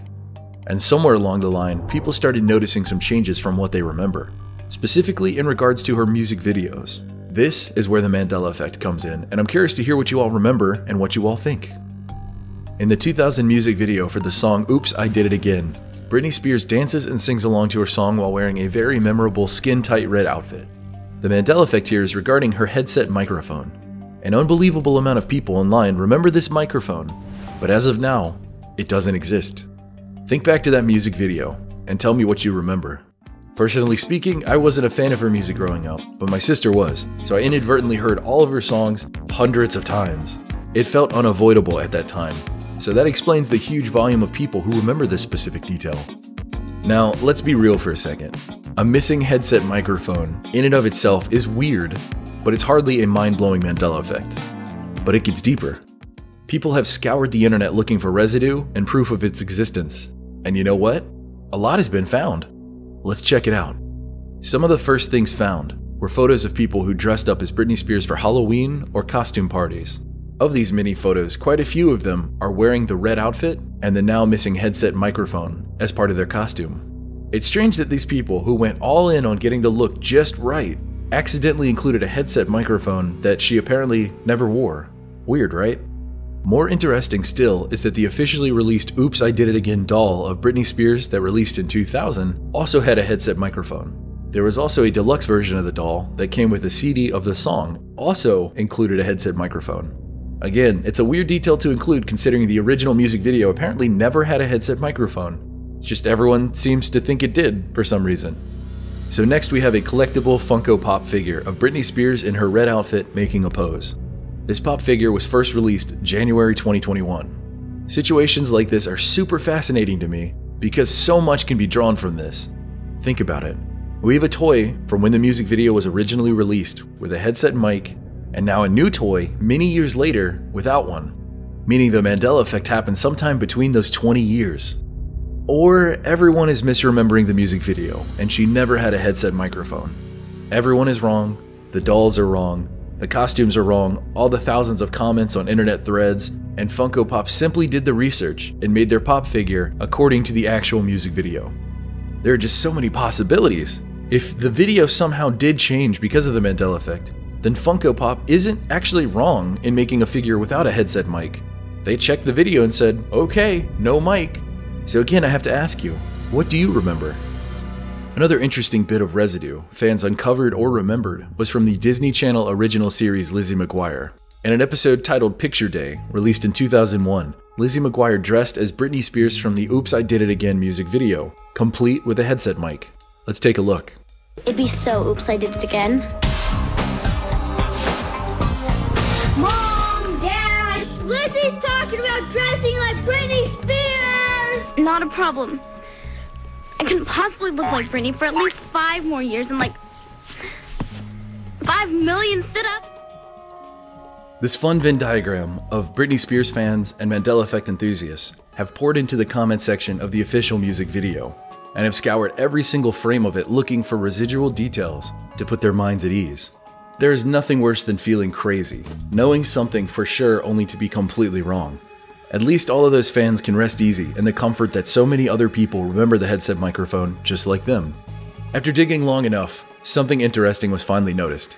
There is a moment in the music video where it looks like Britney Spears is adjusting the headset microphone. It isn't a strange action to adjust a headset microphone during intense choreography, or while moving around performing. But it is strange for your hand to adjust a headset microphone that isn't there. So let's take a look at that and tell me what you think.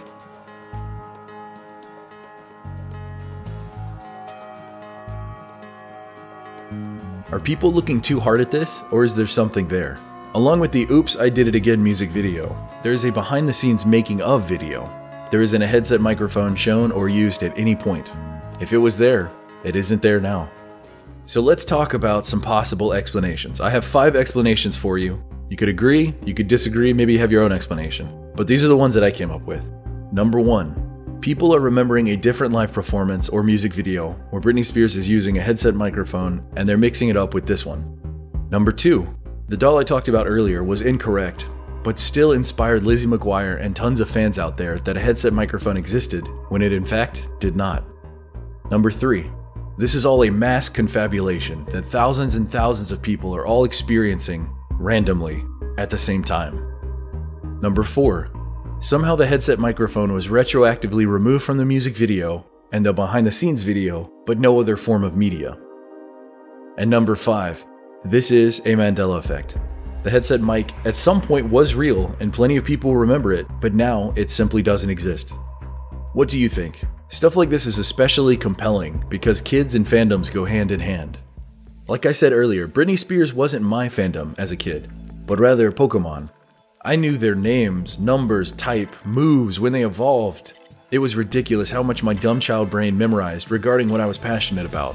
In fact, there is a 2019 Stanford research study that studied these effects. Long story short, with a ton of details omitted to keep this short, they determined that kids at an early age who extensively played Pokemon actually developed a region of their brain to categorize and organize all of these little pocket monsters, whereas kids who did not play Pokemon extensively did not. All this to say, kids and their fandoms are a beast when it comes to memory. So much so, our brains become permanently altered to remember and categorize as much as possible about said fandoms. Kids easily become obsessed with stuff like that, and that knowledge is typically for life. As an adult, I don't need to know that some random Pokemon like Charmeleon evolves at level 36 into Charizard, but it's there, and I can't delete it. And just like that, this seemingly obscure detail of Britney Spears wearing a headset microphone in the Oops, I Did It Again music video, well, I'm gonna trust the experts. The point I'm getting at is when thousands and thousands of kids who were mega fans of Britney Spears grow up and tell me there was without a doubt a headset microphone, who am I to question them?